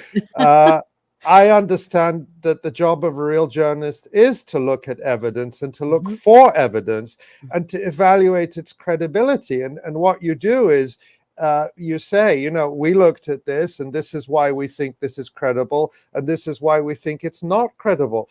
That's the responsibility you have to your readers and viewers. And that's what we try to do at the Electronic Intifada. But that's apparently not what you do at the New York Times. But look at how he's trying to absolve himself of that responsibility and suggest that all he needs to do is just regurgitate whatever so-called information is handed to him. And if it turns out to be false, well, that's not his fault. And it's also interesting in that little clip, and I believe in the rest of the event, he never mentions Gal Abdush, who again was the central victim or presented as the central victim in his story. So it seems that he's no longer willing to publicly stand by that discredited story, but nor is he willing to actually take responsibility for his misreporting. But this is also his claim now that, oh, I don't look for evidence. I just, I just pass on information. Whatever comes in front of me, I pass it on, is not actually the approach he took in his December article. Remember that headline, Screams Without Words, How Hamas Weaponized Sexual Violence on October 7th. That is very specific and very definitive. And look at the subheading. And I quote, a Times investigation uncovered new details showing a pattern of rape, mutilation, and extreme brutality against women in the attacks on Israel, end quote. This is all presented as incontrovertible facts. It doesn't leave any room for doubt. And Gettleman's article uses the word evidence no fewer than 10 times and repeatedly claims that there's lots of it. Now he's changed his story. Of course, we know Gettleman and the New York Times would never take this laid-back approach with anything Palestinians say. There, everything needs to be proved beyond a reasonable doubt, and even then, they still won't believe Palestinians. To me, it's absolutely despicable that all this was presented to an audience with no challenge, and Sheryl Sandberg did not ask Gettleman about any of the problems that have been identified with his article by outlets, including the Electronic Intifada, Mondo Weiss, The Gray Zone, and The Intercept. Yeah, I mean, the entire event was just a self-congratulatory, press conference, basically, for Israel. What do you think Gettleman's goal is right now? In my opinion, Gettleman knows he's committed a massive fraud and is trying to cover it up and save his reputation. I think he's motivated not by a mission to uncover the truth, but really just to spread atrocity propaganda on behalf of Israel. He is not, in my opinion, a journalist, but an information warrior in Israel's genocidal war. Ali, what can we take away from this? Well, in a sense, the event at Columbia was really a microcosm of the world we live in. It brought together representatives of the world's most powerful and corrupt forces. You have at the beginning there Keren Yarhi-Milho, the former Israeli intelligence officer, controlling the event, policing everyone's speech, and ordering audience members to be thrown out. She represents the real role of elite universities in the West, which is not, as they claim, free and open academic inquiry, but rather gatekeeping and providing a veneer of academic credibility to the narratives and interests of the powerful. Then you have Hillary Clinton and Ambassador Linda Thomas Greenfield, along with a number of other former government officials who are there, representing the US imperial war machine and its completely unaccountable and immune ruling class. You have, as I mentioned, Sheryl Sandberg representing Silicon Valley and big capital and their cozy symbiotic relationship with government in order to censor and control what we can see and say. And then you have Jeffrey Gettleman representing the New York Times and the rest of the establishment media that serve as faithful stenographers for the propaganda narratives and the powerful. And all these forces are scratching each other's backs, supporting each other's agendas, and helping cover up for one another. And finally, you have the students who I think represent us, the public, who are given absolutely no voice and no way to really challenge the powerful except through protest, literally shouting from the back of the room to stop an American armed genocide supported by everyone up on the stage. But in this case, those courageous protesters did an incredible job exposing this for the sham that it was, and for a few minutes at least, confronting Hillary Clinton and her with her heinous crimes in Iraq, Libya, Syria, and Palestine, something the New York Times and the rest of the semi-official media will never, ever do. No. Thank you so much, Ali, for that breakdown.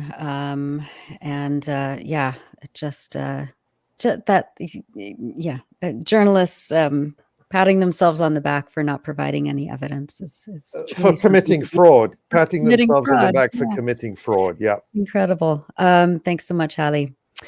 And we are now going to turn to our resistance roundup with our good buddy Jon Elmer. Hey, Jon. How's it going? Hi, guys. Hey, Jon. Good to see everybody. Terrible times. But Yeah, good to see everyone. awful times. But yet the resistance is still making gains and facing the enemy with dignity and honor. What can you tell us about what's happened the last week? Well, the Israelis are wrapping up their operation in Khan Yunis. I don't know if we have the map that we can throw up tomorrow for this, but yeah, just so we can see in the south there in Khan Yunis, that's where the Israeli operation of the last 6 weeks, they've been fighting in Khan Yunis. The Israelis have said that they've wrapped up that operation, and like they say everywhere else, that they dismantled and destroyed the Qassam brigades, which there's no evidence of whatsoever. But the Israelis are drawing down their forces as if that's the case. They've drawn down their forces now in Gaza by 70% to what it was in early January. So the nature of the fighting has changed. The nature of the targeting has changed because of that. And so we'll see in these videos this week a few different tactics, much that we've seen before. But let's start. Well, we can just look at that map that we're going to cover the territory while we have this map up. You can see Gaza City there in the north.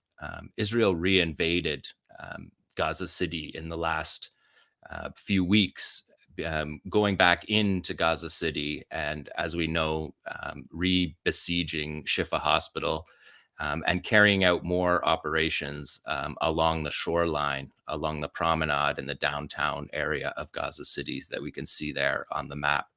And of course, what's apparently we're on the precipice of is a major operation in Rafah, the last place that Israel hasn't destroyed entirely, because it's where they told the 2 million Palestinians, 2+ million Palestinians in the Gaza Strip to go.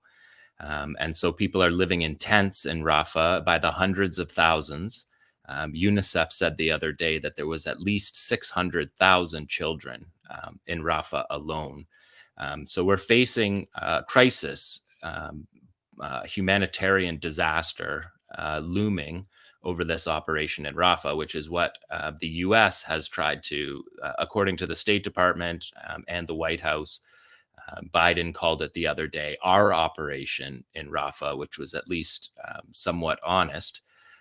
But in the failings, apparently, of the ceasefire talks that we talked about last week, Israel said that those, and Joe Biden as well, said that the Qassam demands were over the top.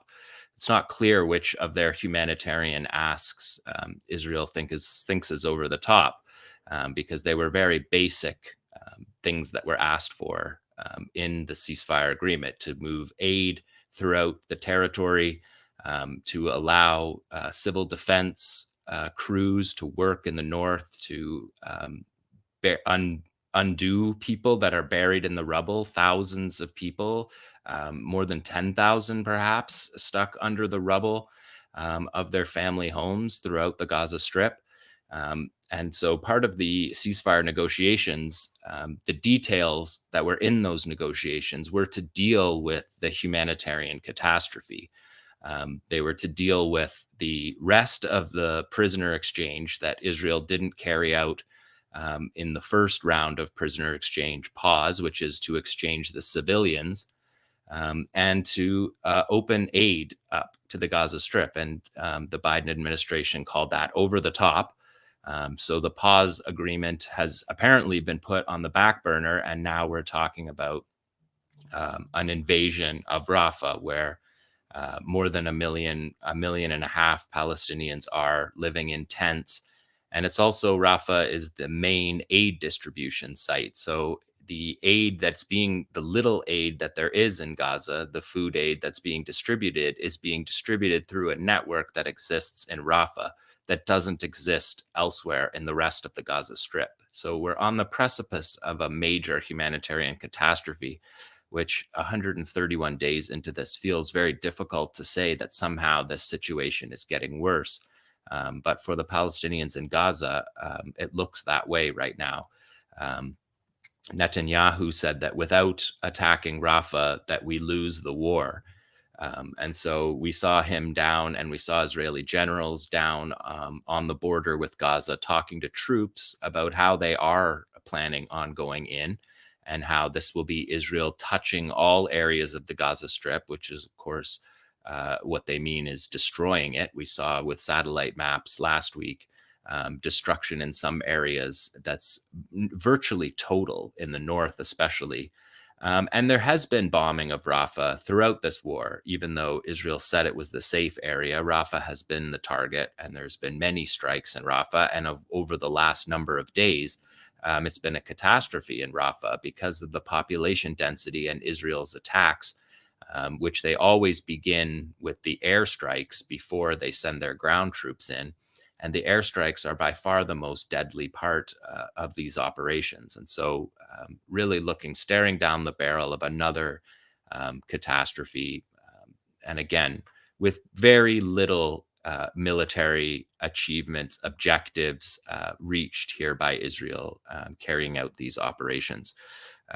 So again, a 70% drawdown in Israeli forces has changed considerably the way that the resistance looks. But let's start with number one, Tamara. This is Saraya al-Quds. This is the armed wing of Islamic Jihad. And we're watching here fighters in a unit moving through the walls in their neighborhood, moving out to attack a D9 armored bulldozer, which they've been attacking considerably of late, a possible switch in tactics from early on in the war when we saw them actually passing on the bulldozers in order to hit the troop carriers and tanks. Now it's possible that they believe that the bulldozers are actually something that are in shorter supply than their armored vehicles.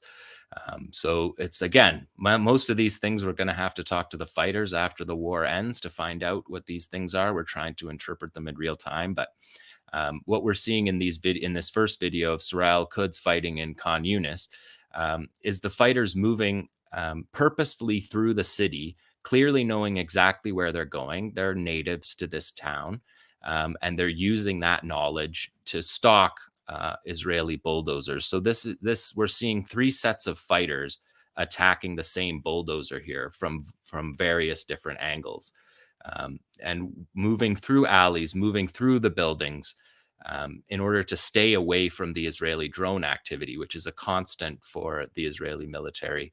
And we'll watch here with audio here the second time through. We watch them go through these mouse holes in the wall, moving between buildings.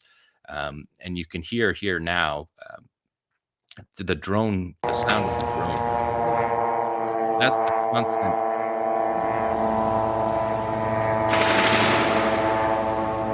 That's the context for what these fighters are moving around. They're under surveillance constantly by drones, which are then sending information to Israeli ground forces that are targeting, or to Air Force strikes.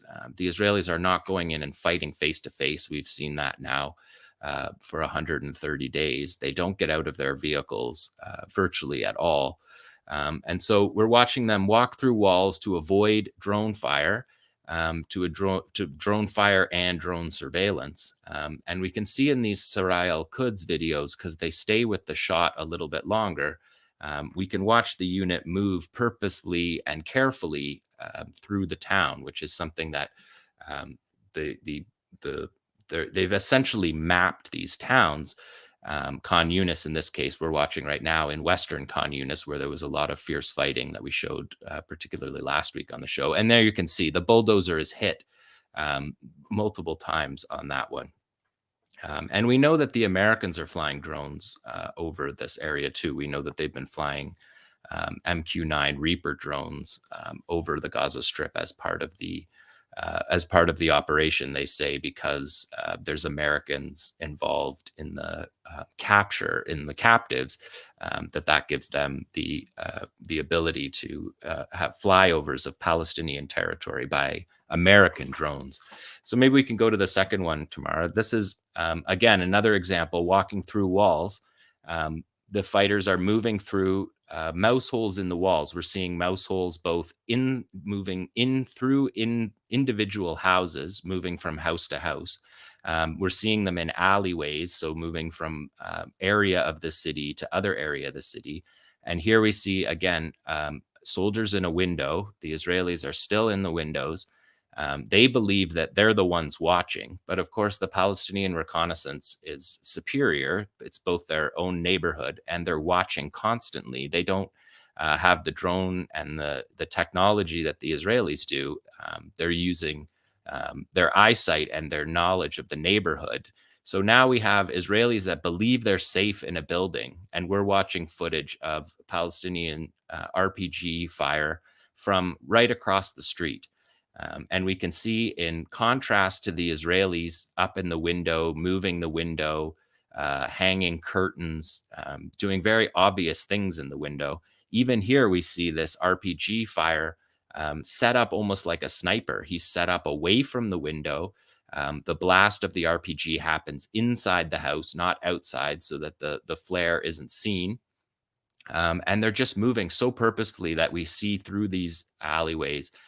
These Islamic Jihad videos from this week really gave us, I think, the best sense that we've gotten so far in the war of just how well they're able to move. We've watched them in this video for the listening audience. We've watched them move through the town, move through the city of Khan Yunis in order to get literally right across the street from the Israeli position. And we're seeing these types of attacks improve. We saw earlier they would fire from the windows. Now we're seeing the RPG fire move back from the windows. And this is, again, something that's happening all throughout the Gaza Strip, is that fighters are learning on the lessons learned from the battle that they're bringing back to their bases, and clearly communicating, and the nature of the attacks, the qualitative nature of the attacks, has improved. So we're seeing here 3 RPG fire on the same Israeli position within a building. And again, no Israeli casualty reports from this fighting in Khan Yunis. We know from Israeli social media that they talked about a very, what was the word, distressing incident that happened with at least 10 to 14 casualties in a complex ambush carried out by the Qassam brigades. Israeli numbers had it at 14. The Qassam numbers put it at 10. And interesting just to note, the Qassam brigades in their daily, they now put out their daily wrap-up on their webpage. And in that daily wrap-up, they use the Israeli numbers that the Israelis have admitted to for casualties. They're not throwing out separate numbers, although they are saying the numbers are significantly higher, which is something that the Northern Front has said as well, that the casualties are clearly significantly higher than what Israel's admitting to. But still, in their field reports, the Palestinians are not using numbers outside of the Israelis at this point, which is something interesting to note. I pointed it out last week, just the accuracy of their field reports. They're not exaggerating. The Israelis' field reports routinely talk about hundreds and hundreds of fighters killed, which we have seen no evidence for at all whatsoever. And again, one last thing on these, we're seeing elevated shooting positions. So the Palestinians have concertedly used the infrastructure of the city to fire down on Israeli vehicles where they're more vulnerable rather than attacking from the ground level. And that's something that we've seen developing throughout the war. So in the reinvasion of Gaza City, we've seen a number of sniper attacks that have taken place that have been with the Al-Aqsa sniper rifle, a 50 caliber material. John, just one quick question before you move on to that. Just regarding the videos we just saw, you said that the Hamas and the Qassam and the Sarai al-Quds fighters are learning, and we see that in the video. The Israelis still haven't found a way to tell each other about windows. They don't. They still don't. It's unclear Yeah. what's going on with the Israelis and their windows. Yeah. We did note last week that the IDF has increased its training. They passed a bill increasing the amount of time that fighters train before they join their units. They've extended the initial conscription period. So it's possible that they're looking at that in terms Yeah, of I think they'll need to include a 6-month-long segment on staying away from Windows. The Windows stuff, Ali, is just, it's really remarkable. I don't have anything good to say about it. I don't know why this is still happening for the Israelis, but we're seeing significant casualties of Israelis in Windows. And again, those casualties are not reported in order to keep the morale of the Israeli forces up. It's clear that although it's worth noting, even though they're lying about their casualties, there's been 600 soldiers killed since October 7th. And Yedio Aeronaut reported just the other day that there's been 13,000 hospital visits since October 7th too. So it's clear, and we've reported on this throughout the war, that none of their numbers add up. The Israelis just feted last week one of their arms, their divisions that moves forces around on the ground have moved more than 1,500 medevacs, which is separate from their unit 669, which is an Air Force unit that's claimed more than 1,500 medevacs as well. So again, we're talking about more medevacs just during the ground war than Israel counts in their statistics. So it doesn't make any sense on any level. You can't take any of the statistics that they give and try to reverse engineer to understand what the other casualties would be, which is something that you can do in Western medicine very well. And of course, because of the Americans fighting in Iraq and Afghanistan, battlefield medicine is something that's very well understood after the 10 years of American wars and the casualties that their forces experienced. So it's not clear why they're still in Windows, and it's going to be interesting to see how they go about rolling out their actual casualty figures, because in the end, it's unclear why as a state you would want to hide your fighters who were killed in war. Most states honor them as war heroes. Hezbollah in the north announces their deaths immediately, and Nasrallah was saying the other day that they actually have the funerals for their fighters in South Lebanon, in the area that Israel doesn't want Hezbollah to be in, and the reason why nobody in the north of Israel will go back home. So Hezbollah is having their funerals right under the nose of Israeli forces. And the Israeli forces are clearly telling, they're clearly telling the families. I don't think their families don't know where their kids are. I think they're telling their families, and we know from some information that's leaked out that the families are just asked not to talk about it. They don't have big celebratory funerals. They only have some of those funerals, and we've seen those not go well when Israeli politicians and generals show up at those funerals. They've been yelled at by the families of the soldiers, by families of the captives who want their families to come home, who want a prisoner exchange deal that Israel seems unable to or uninterested in bringing home its people. So, so in Gaza City, when Israel reinvaded Gaza City, we started to see these Al-Ghul sniper attacks. The Palestinian resistance has brought out the sniper rifles in a way that we didn't see earlier in the war, when there was more armored vehicles in operations and not dismounted, which we talked about for months as well. The Israelis don't get out of their vehicles, which didn't make the sniper rifles as useful as we're starting to see now. But maybe we can go to number 3, Tamara, here. This is in the Al Ramal neighborhood, and Layla talked about on the show the other day what they've done to the downtown of Gaza. So we're watching here a sniper with a rangefinder We're watching Israeli dismounted soldiers walking amid just total ruins of what used to be the downtown core of Gaza, the beating heart of Gaza, where you have the commercial center, it's the beachfront promenade, you have all the government ministries, Shifa Hospital, the Legislative Council. It's the downtown public heart of the Gaza Strip. And you're watching two soldiers here overseeing a bulldozer bulldozing what used to be massive civilian towers. And again, we're going to, just to keep this show online, you're going to have to use your imagination, what happened in the next scenes, but they're direct hits.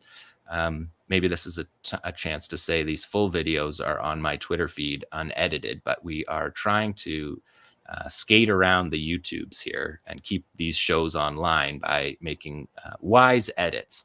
And in the dialogue in this scene, you can hear you can hear them talking to each other, and the spotter says, "Here they come," as they walk in, and the shooter says, "Wait a second, let's be patient. Let's wait for them to feel comfortable," which is what you see there, them feeling comfortable. And the next scenes is the Israeli on the right is hit. Israel last week admitted to one of the sniper victims, but they haven't admitted to these sniper victims killed in the north. And so you can see with the Al-Ghul sniper rifle that there's a range. You can see here the shooter is using a rangefinder there to get the proper distance, the exact distance, to get the topography of the land. And then he's moving to his sniper rifle, which has a range, an effective range of more than a kilometer, a maximum range of 2 kilometers. So with the size of the Gaza Strip, that puts most of these soldiers in range of the Al-Ghul sniper rifle. And Qassam has shown this rifle being developed. It's a copy of an Austrian rifle that the Iranians broke down into component parts, and Palestinians have several of the original rifles, but then they're manufacturing the parts for the additional rifles, which is something that the Palestinian resistance has done with all of these weapons. And so you can see, again, whatever the opposite of soldiers in a window is, this Palestinian sniper's on a mattress. He's at the back of the room. He's completely away. His muzzle is inside the window, so the muzzle flash doesn't show outside the window. And what we're seeing, of course, I guess they don't put their misses on the videos, but on the videos that we've seen, these sniper hits are dead shots. They are perfect shots. They're not glancing blows that we've seen. So they're clearly as skilled with the Al-Ghul rifle as they are with the Yassin. And again, John, one question I have about this video and about the part that we're not showing, which is the hit, but you actually see a flash when it hits. Is it an exploding bullet? They have several types of rounds, but those rounds penetrate the armor plating of the flak jackets of these soldiers. So you're probably seeing that. But there's several different types of rounds that they produce. But yeah, the flash, the one on that one, I believe the flash you're seeing is it penetrating, because just the amount of energy that is released is heat. Yeah, well, we'll see in this next video. If you want to pull up the next video tomorrow, we can see the round in his hand there, which, roughly the size of an expo marker, maybe we could say. It's a significantly large round. It's twice the size of a dollar bill stacked on top of itself. And so you can see the sniper's holding that round here, and he's having a drink. He's in a position where he can sit back from the window and relax. And if we just play the video tomorrow, he says this operation, God willing, is dedicated to the resistance in Yemen, to the resistance in Lebanon, to the resistance in Iraq. And then they show us here of the clumsy Israelis smashing out a loophole for their sniper. And you can see through there, what we're looking at is we can see the rangefinder that the Israeli is using, that we just watched the Palestinians use. And we're watching here the opposite of that. We see on the sniper shot there, he's got his scope covered right until the moment that he's going to shoot, so that he doesn't reflect the way that Israeli sniper is reflecting. So this is sniper on sniper, and that plume of smoke that you use that comes up there after the shot is fired is, again, something that you can use as your imagination. So we're seeing the tactically, the Palestinian resistance tactically, and this is another sniper shot of dismounted troops. But if we just pause it there, Tamara, you can see there the flash of his, well, you can see in this, his flash, the reflection off of his rangefinder, which is a mistake for him as a sniper that apparently cost him his life. And when we loop back around the video, we'll see the Palestinian sniper has a cover over what can flash for him. And so he's sitting here very nonchalant. You can see he's got his position set up, and he dedicates this because the Palestinians are clearly aware of what's happening on all fronts, while the Israelis are saying their communications are cut off between the north and the south. It's clearly not true. It's not cut off even between the outside world, because they're very aware of the resistance happening elsewhere. So you can see that's two loopholes poked in the wall by the Israelis. And see how he's got his scope covered there by a T-shirt. And now watch when they flip back, the T-shirt will be gone, and he fires. So we're seeing tactical supremacy from the Palestinian resistance, and using the Al-Ghul sniper rifle. And the Al-Ghul, Adnan Al-Ghul, is the founder of the Hamas weapons industry. He was the one who said we need to have an indigenous weapons industry to produce not the most special weapons, but to produce the most usable and repeatable weapons, and get those in the hands of all the fighters, rather than having a few specialized units that can do this, to do this on a mass scale. And we can see there in this shot, maybe if we pause, that's nicely done. We can see their Jeep destroyed there, which is something that, because the fighters aren't lingering on the site, we haven't seen as much destroyed many destroyed vehicles, but we can clearly see there that Jeep did not do well. And just to say again what Layla said, what we're looking at right there, that pile of sand and rebar and dirt, that used to be the most densely populated area of the Gaza Strip, the seat of public life, the promenade along the beach. It's completely erased. It's completely gone. The entire neighborhood, the neighborhood that Layla knows, just completely gone. And it's the same for me. This is the neighborhood that I lived in. The buildings that I lived in my time in Gaza, they're all gone. And my very, very limited time compared to people who live in Gaza, you can imagine just the level of devastation that people are trying to absorb that's happened in the Gaza Strip. This photo this would be literally where the postcard of the Gaza Strip, where the drone photo of how beautiful Gaza is on the Mediterranean coast. And the Israelis have just completely destroyed it. And there you see dismounted soldiers out of their vehicles getting hit by snipers. And John, I want to highlight one comment somebody made that I just think is so perceptive. In one of those sniper videos that we were just talking about, and I think this is cut out, when the soldier on the right is hit, his buddy on the left immediately runs away, runs for his life, while his comrade is injured or likely killed. And just what a contrast that is with Dr. Amir Al-Asuli, who Nora mentioned at the beginning, who ran into the face of Israeli. Yeah. Oh, sorry. I didn't know you had. I don't want to spoil it. It's okay. It's okay. Yeah. So no, actually, because we cut off the videos at the sniper shots, we don't actually see what you and the commenter just described, which is that the Israelis run. They literally stepped over that guy's body, and they're not running for cover to then take up a shooting position. They're just running. And each of the three main sniper videos that we've seen in the last couple of weeks, that we've seen the same thing. Just, they don't even try to pull him out of the way.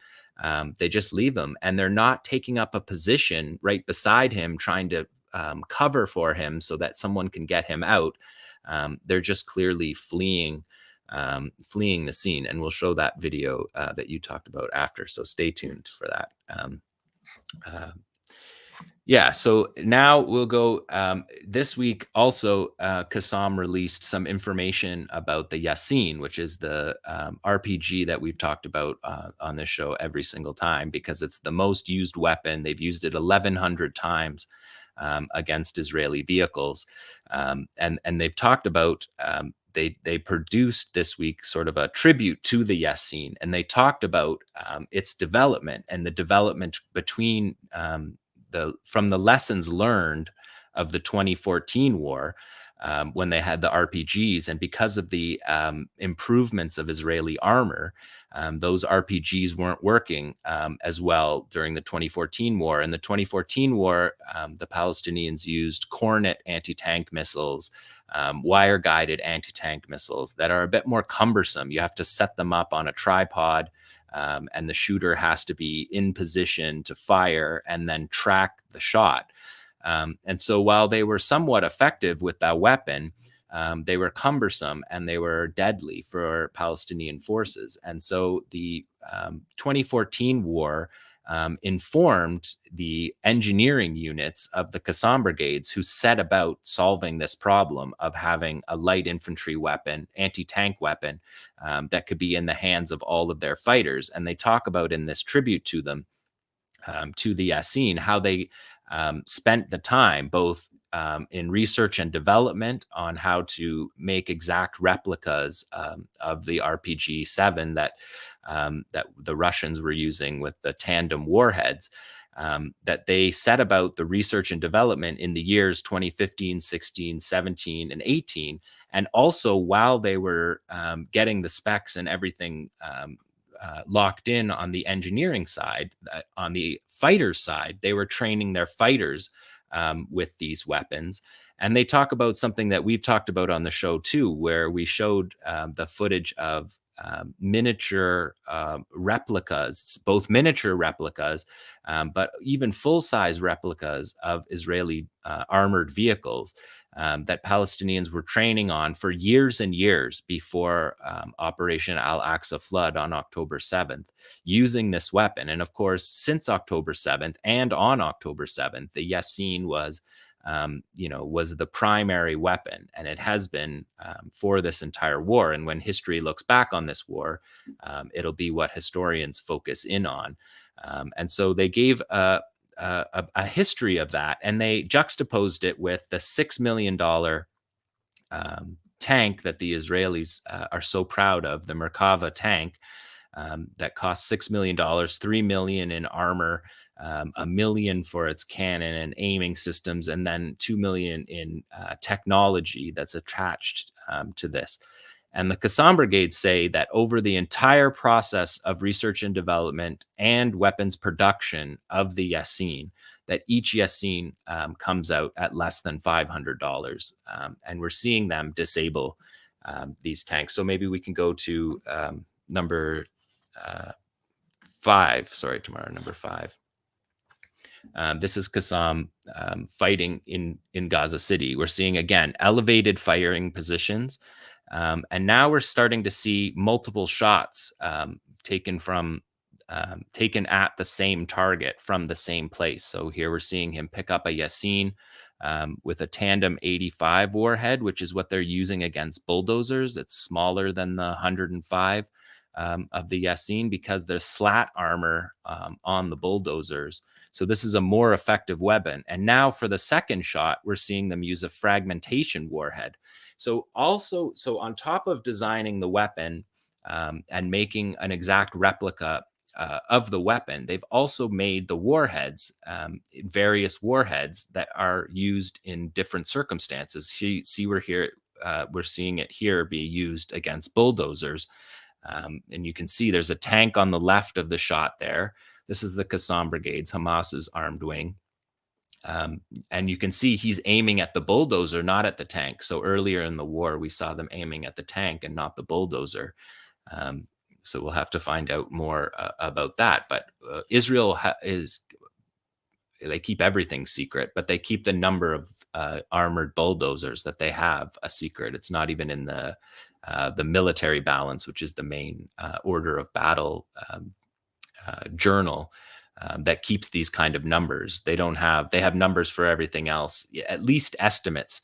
They don't even have estimates for the number of D9 bulldozers that we've seen. The Qassam brigades say they've targeted 85 of them so far in the war. And so it's not clear how many of those are taken out of battle completely. We've definitely seen a number that are taken out of battle. But again, this is fighting in Tel Al-Hawa. So this is downtown Gaza City. This is from last week when Israeli forces were still in Gaza City. And so this is the Qassam brigades operating in the north, where Israel said that they were eliminated. So Israel didn't eliminate the Qassam brigades as a fighting force. They didn't eliminate Hamas as a governing force. They haven't eliminated the municipal services, because the first thing that happened when the Israelis withdrew from Gaza City was municipal civil servant workers and healthcare workers going back and restoring Shifa Hospital immediately. The police are back, and Israel bragged about targeting the police. They said last week that they destroyed every police station in the north of Gaza. So destroying the capacity for civilian life to carry on normally after, not saying that they're targeting Hamas, saying that they're targeting the police force. And they've been targeting these police forces, of course, in the south as well. We've seen it with their aid shipments. They've targeted the forces that are carrying those aid shipments, targeting the escort right after. So Israel allows the aid across the border and then targets the people who pick up the aid on the other side of the border. We've seen really terrible things happening, of course, throughout this war. So just sort of sadistic things that have no military purpose. And are just killing and destruction. So maybe we could do number 6 now tomorrow, because this is a shot here that we're seeing of the Qassam brigades showing an IDF tank towing another tank that's been destroyed by a Yassin. And you can see they're putting the little triangle there on the rope that's pulling the one vehicle behind the other vehicle, because it's been disabled. And again, just look at that shot, that footage. That's downtown Gaza City. That's where the heart of the universities, that's where the downtown core of Gaza City is just completely destroyed. And maybe we could do the next one, A, with the Israelis tomorrow, 0A, showing the Israelis. Oh, actually, hold on. This is yeah, okay, perfect. So here we have the Israelis shooting at a berm, but then we're watching here, and what the Israelis said about this video is they said, during the advancement of soldiers in the northern area of the Gaza Strip, an officer in the battalion was severely injured after an anti-tank missile hit a tank. The quick arrival of the evacuation company allowed the battalion's doctors to provide him with life-saving first aid and coordinated his aerial evacuation in cooperation with the Israeli Air Force control unit to a hospital. So there's Israel showing casualties from a Yassin strike and describing it and showing it to us, the effort that goes into to these medevacs, that we know that there's been literally thousands of these medevacs. And if you just see this, you can see where he's shooting. He's shooting into that berm where there's nobody there. You can see it, you can see where the bullets hit. So they just have these propaganda videos where they just spray bullets. I mean, we've talked about it lots before, and I think you've seen it on social media. But there they are attacking a sand berm. Well, the sand berm is Hamas. Okay, so can we do number 8A or 0A, sorry, tomorrow. The Israel Quds battling, because here we see a Namr troop carrier. This is Islamic Jihad. a Namr troop carrier with a population of 12 soldiers in it, flying an Israeli flag. I don't know, is that so that the Israelis don't friendly fire each other so that they know that that's their troop carrier and not Hamas's troop carrier? Unclear, but there's the troop carrier with the flag burning. So the Namr is burning. So there's various different types of outcomes that a lot of people have asked about the outcomes. What's happening after these Yassins are hitting? And then this is some footage of Sarah 𝐓𝐿 after, when firing on the extraction of that vehicle. And we can see this 60mm mortar is something that's a useful tool in the urban environment because it fires in a parabolic, like an upside down U. And so you can fire from one block safely over the buildings to the next block where the soldiers are gathered. So just wanted to show that footage. And just to switch from Gaza, I just brought a couple clips again from the resistance in the other front, on the other fronts. So we have a video from Hezbollah that we've been following Hezbollah's use of this new weapon that they have, a top attack anti-tank missile that can be fired and then controlled while it's in flight from a separate location. It can be controlled while the shooters can then move themselves out and get away safely. But then the missile is controlled while it's in air, and it can raise its height, and then it can attack down onto a concealed target. So if we show number 8 here, tomorrow this is the third video that Hezbollah has shown of this Almas Iranian anti-tank guided missile that the Israelis had in 2006 before anybody else.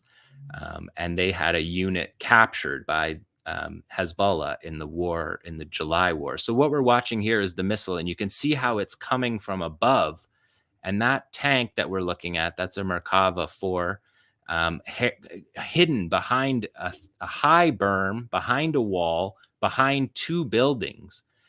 But they can drive the missile in flight over top of that concealed area and hit the vehicle. This weapon is a qualitative increase in the capacity of the resistance, and should the fighting in the north increase, it'll be something that we see more and more of. But that tank previously was unhittable unless you were lucky and you fluked out and hit and your rocket landed in that exact spot. But this capability, this Almas anti-tank guided missile, for Hezbollah to have it in their quiver is a considerable upgrade. And after we watch this missile hit one more time, we're watching again, the tank is concealed. And so you're watching a strike from across the border hit a concealed target who believes that he is safe in that spot. And then it's being hit from above. So we're really seeing, we showed the first 2 videos of that, and I was talking about how they were hitting surveillance technology, but that they could hit tanks.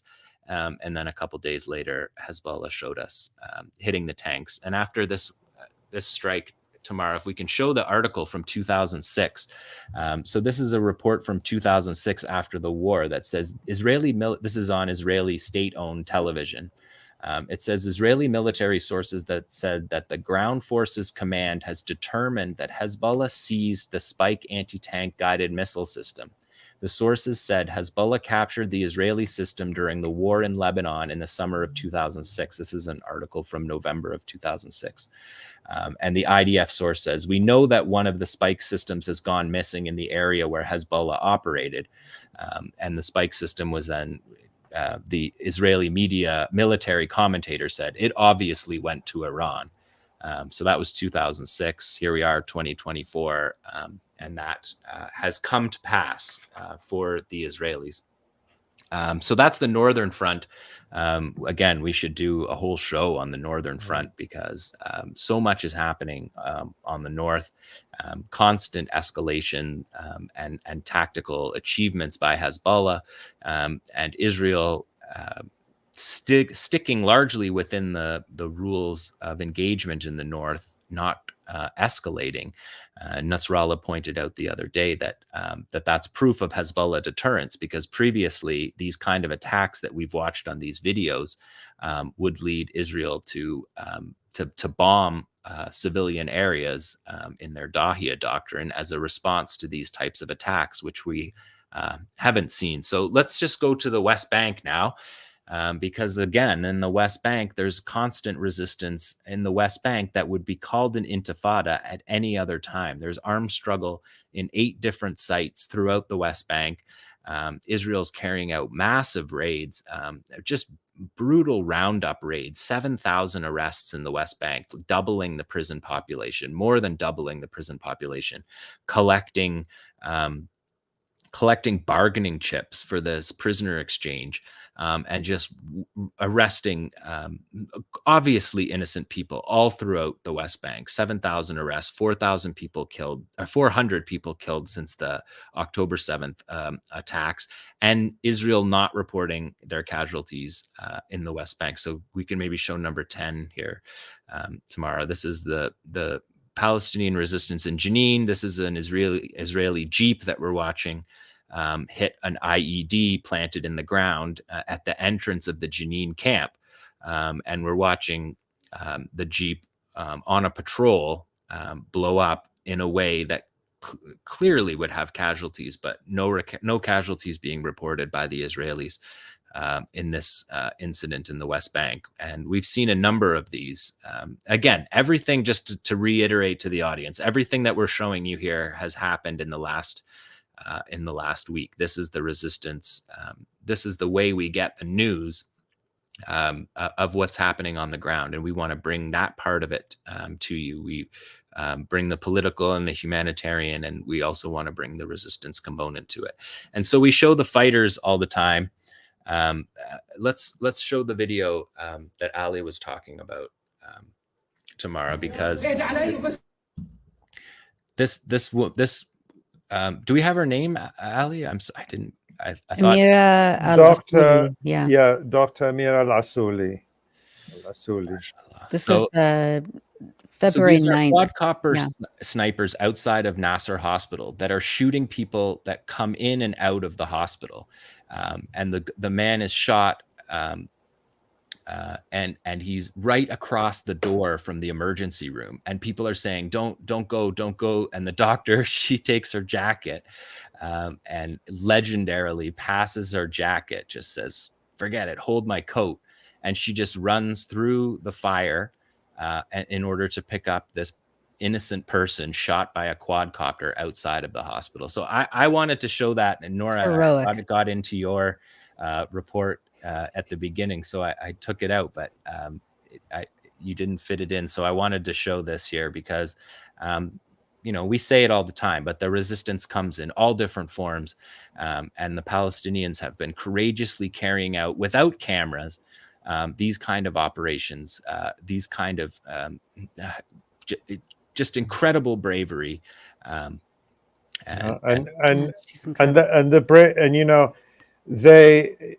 they run towards, the Israelis run away from a fight, they run away from fire, they run away from real warriors.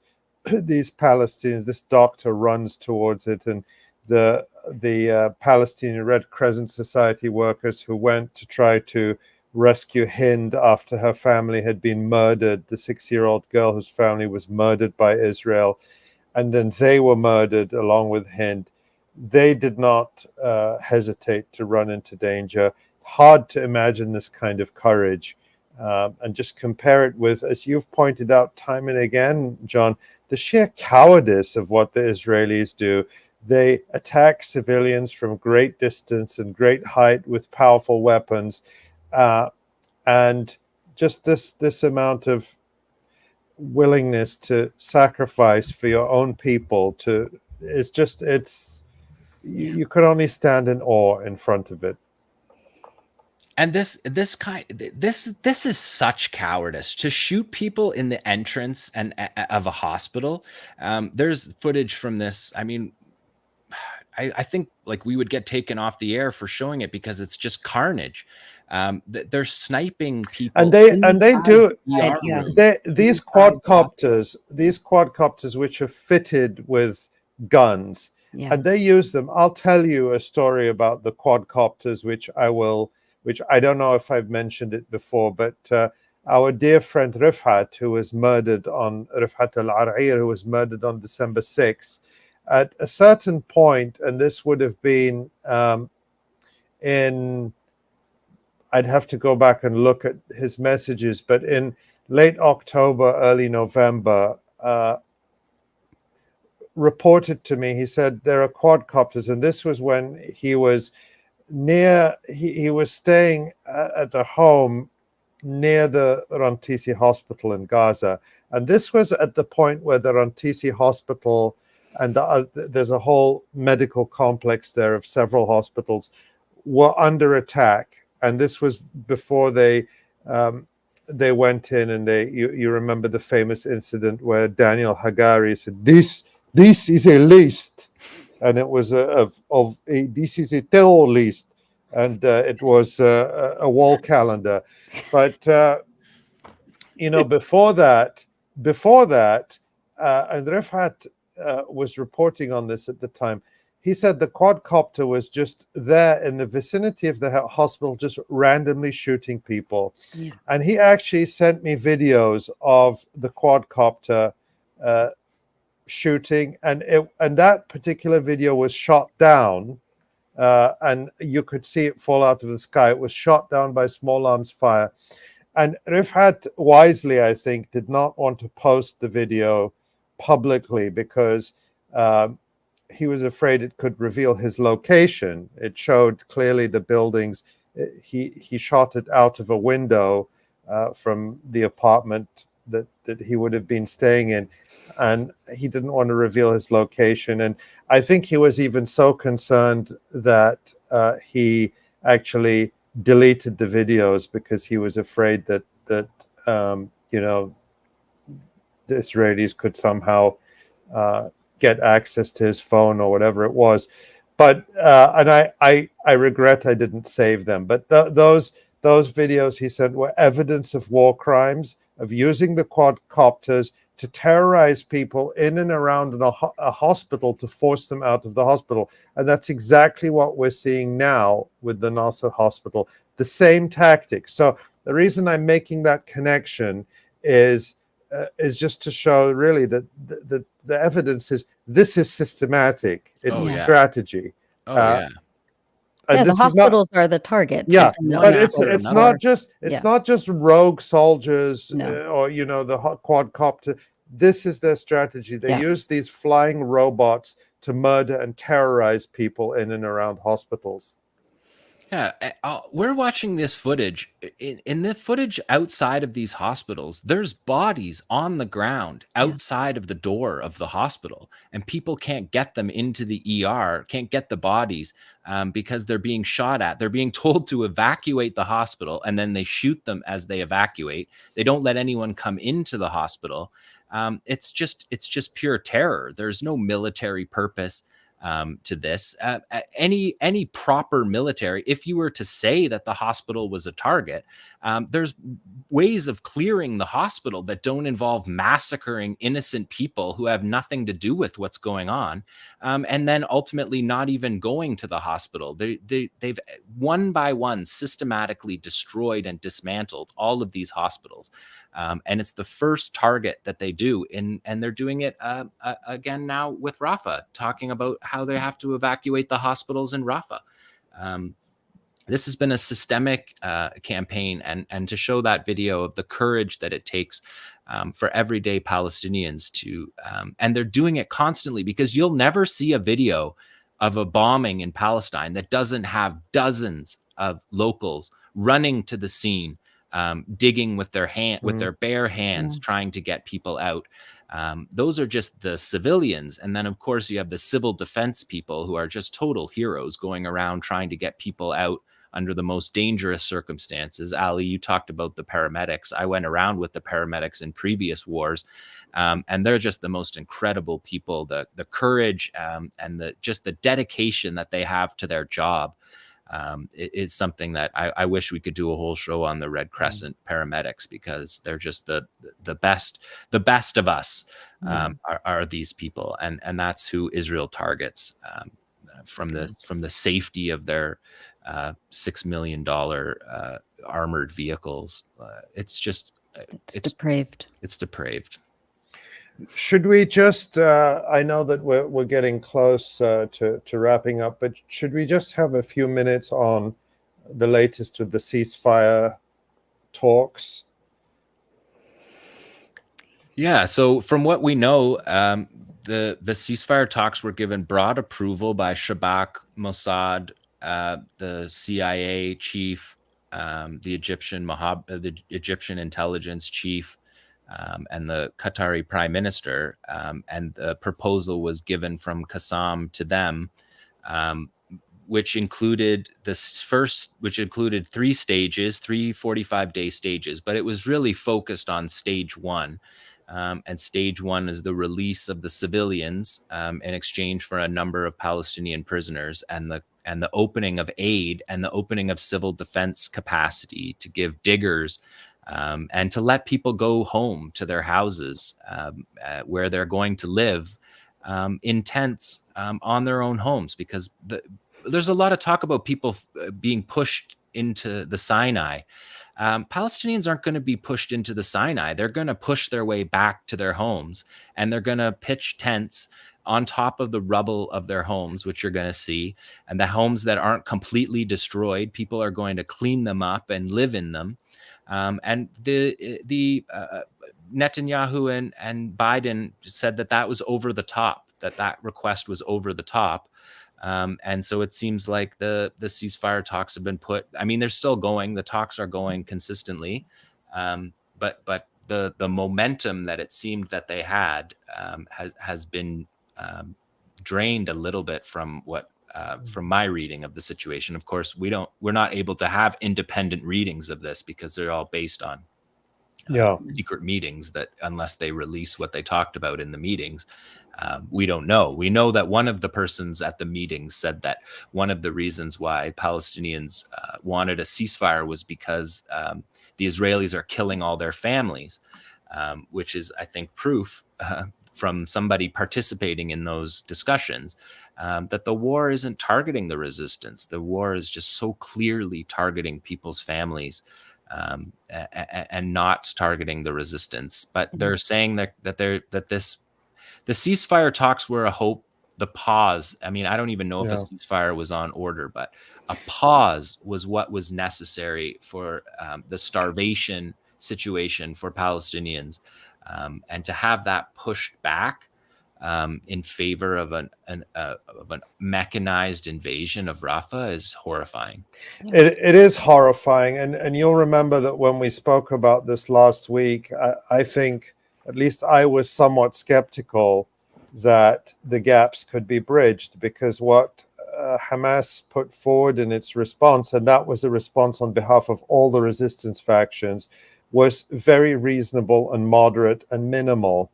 But a key point was a complete end to the war. And they didn't even state it that way. They had three phases of 45 days each, which would lead to a permanent ceasefire if each of the different stages was fulfilled.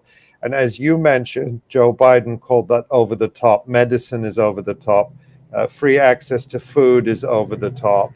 Not murdering babies is over the top. All this is over the top for Joe Biden and the Israelis. And then when you listen to the rhetoric that Secretary Blinken, the U.S. Secretary of State, uses, he talks about this and other American officials as a hostage deal. We're working on a hostage deal. So for the Americans, and of course for the Israelis, or at least for the Americans, because I don't think the Israelis really care about the hostages, as they call them, the captives. But when Blinken calls it a hostage deal, it shows that his priority is not the people of Gaza, But as Hamas's spokespeople and leaders insist, they say we are not negotiating a deal over captives. We are negotiating a deal to end the war and bring an end to the genocide of our people and basic relief. And what they've said in the wake of the Israeli rejection of their proposal is we're not going to back down from our basic minimal conditions, which is the most basic things anyone could ask. So I really think that I do fear that those gaps were too difficult to bridge. But Hamas and the resistance haven't given up on the talks. They're willing to continue talking. And so in that, perhaps there's a little bit of hope. But the other thing that is very concerning is we see that, the so-called Arab mediators, whether it's Egypt or Qatar, or now, not that he's a mediator, but Mahmoud Abbas, the head of the Palestinian Authority, are putting the pressure on Hamas to accept whatever conditions Israel is putting forward. Or at least that's how it appears. I don't have inside information, but I think when a week or so ago, the Qatari foreign minister announced, or more than a week ago, announced the agreement in principle, some described it as an effort to publicly pressure Hamas into accepting a less than ideal deal. Again, as you say, John, some of it is in the realm of speculation because we don't know, and we're getting accounts that are spun one way or the other.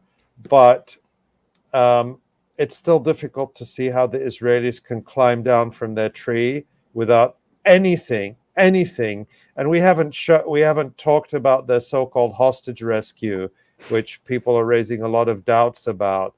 But they're still searching for an image of victory, and they don't seem to be willing to give up this genocide until they have that. And as we see from the resistance, I don't know that they're going to get it. No, they're not. They're not. The resistance isn't going to back down on these things.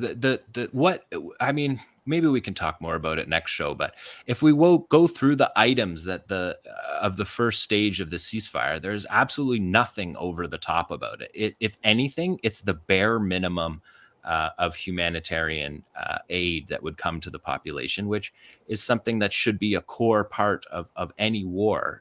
But for Israel, for whatever reason, they get to do things completely differently, and the Americans just join in on this. Even the hostage, the captives that were taken in the rescue raid, whether it happened or not, we know that the way the Israelis are spinning that story is that it only took them a few minutes to come in and take out the guards and take their people back, but they carried out a diversionary attack on Rafah. So regardless of what happened with the rescue operation, we know that they carried out the diversionary bombing, and they killed more than 100 people, more than 100 Palestinians. Even if it happened the way they claim, which is highly, highly doubtful, it is two captives rescued after 4 months.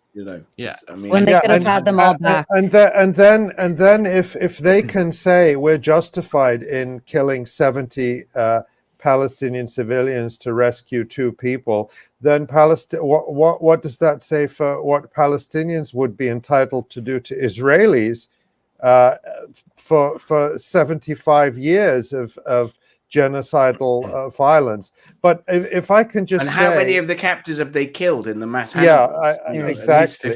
exactly. But if I can just say, what I think this leads us back to is that the only thing that is going to change this equation is, number one, the resistance and steadfastness of Palestinians on the ground, which we've seen. But equally important to that is protest and resistance around the world from us, especially living in the countries that are completely complicit in this genocide.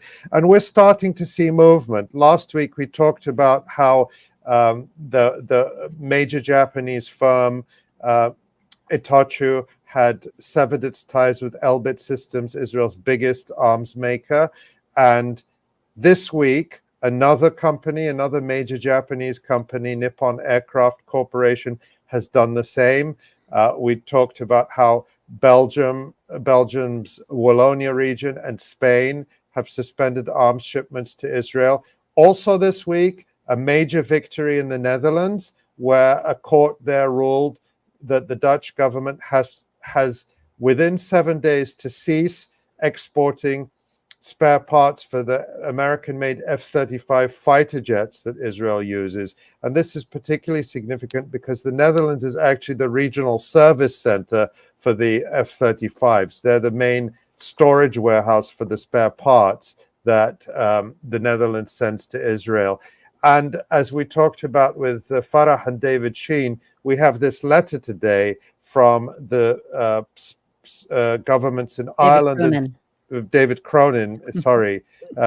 Yes, we have several Davids. So many Davids. Yeah, David Cronin and Farrah Koutteineh. This letter from the Spanish and Irish governments calling for a review of the EU-Israel Association Agreement. Of course, David Cronin was skeptical about where that would lead. But the point I'm making is that all of this is the result of the continued and sustained public pressure, outrage, and protest. Remember, we the people are the conscience, are the moral reservoir that is completely lacking in our governments and centers of power. So we have to remember, I was thinking today, you know, it's not a very festive time, but February 14th, today is Valentine's Day. And I'm thinking of how in Gaza, on Valentine's Day, we would so often see people in Gaza putting together these Valentine's Day displays of love. It became kind of popular in Gaza that just, you know, people call it Eid al-Hub, the festival of love. And I think the biggest act of love that we can continue to do is to continue to protest, to continue to raise our voices. Let that be our Valentine to Gaza, to continue to scream and shout in every way we can to end this genocide and hold the criminals accountable. Thank you so much, Ali. That is a great and poignant way to wrap up the show. But before we go, Asa, let's look at some of the comments from our dedicated viewers and listeners. Loads of support, as always, from all over the world. Nora, can do what you and the rest of the team do week in and week out. Your combined fortitude is much appreciated. Thank you to that viewer. There was lots of discussion about the island segment and support for Farrah. One viewer said that I didn't know that Sinn Fein was siding with the Palestinian Authority. And we had one viewer saying, I will certainly send Sinn Fein an email about this. I'm from Ireland and something seems a bit off about it. Thank you, everybody, for writing in. Of course, people appreciated Jon's section. A question for Jon. Why don't you cover the DFLP or PFLP? I think we have had a PFLP video, right? Yeah, no, we've had them. They're both participating in the resistance consistently, daily. They're much smaller groups, but they're part of the half a dozen other factions that have been part of a joint operations command that the resistance in Gaza has going for it. So shout out to the PFLP and DFLP for sure. Yeah, we do get comments like this sometimes. I mean, we do cover them when they come out, but the fact is they are much smaller groups. So the Hamas and Islamic Jihad videos are far more common. But thank you for writing in. Always love Jon's principal material analysis of the resistance. And much love to Electronic Intifada. And I want to end on this one comment. Good night, fellow Amaleks. This has been. I saw this sign, a protest sign, a similar protest sign at one of the protests I went to in London a little while ago. This is, of course, a reference to some racist comment that was made by Netanyahu, by the Prime Minister Benjamin Netanyahu, making a reference to a biblical myth of genociding the people of ancient Palestine. One of the peoples who lived there, the Amaleks. So people have started to adopt it as well. Yeah, maybe we are the jungle people, we are the Amaleks, and sort of what's the word? Reappropriate. Reappropriating it. So, yeah. Thank you to everyone. Thank you so much, Asa. And please go to electronicintifada.net to read all of our latest content. Of course, as Ali always says, if you have a look at our front page, the majority of our features these days are by our contributors in Gaza, who are bravely sending us their reports under the most just horrific circumstances. So please do go to our website, read our content, sign up for our email list at electronicintifada.net.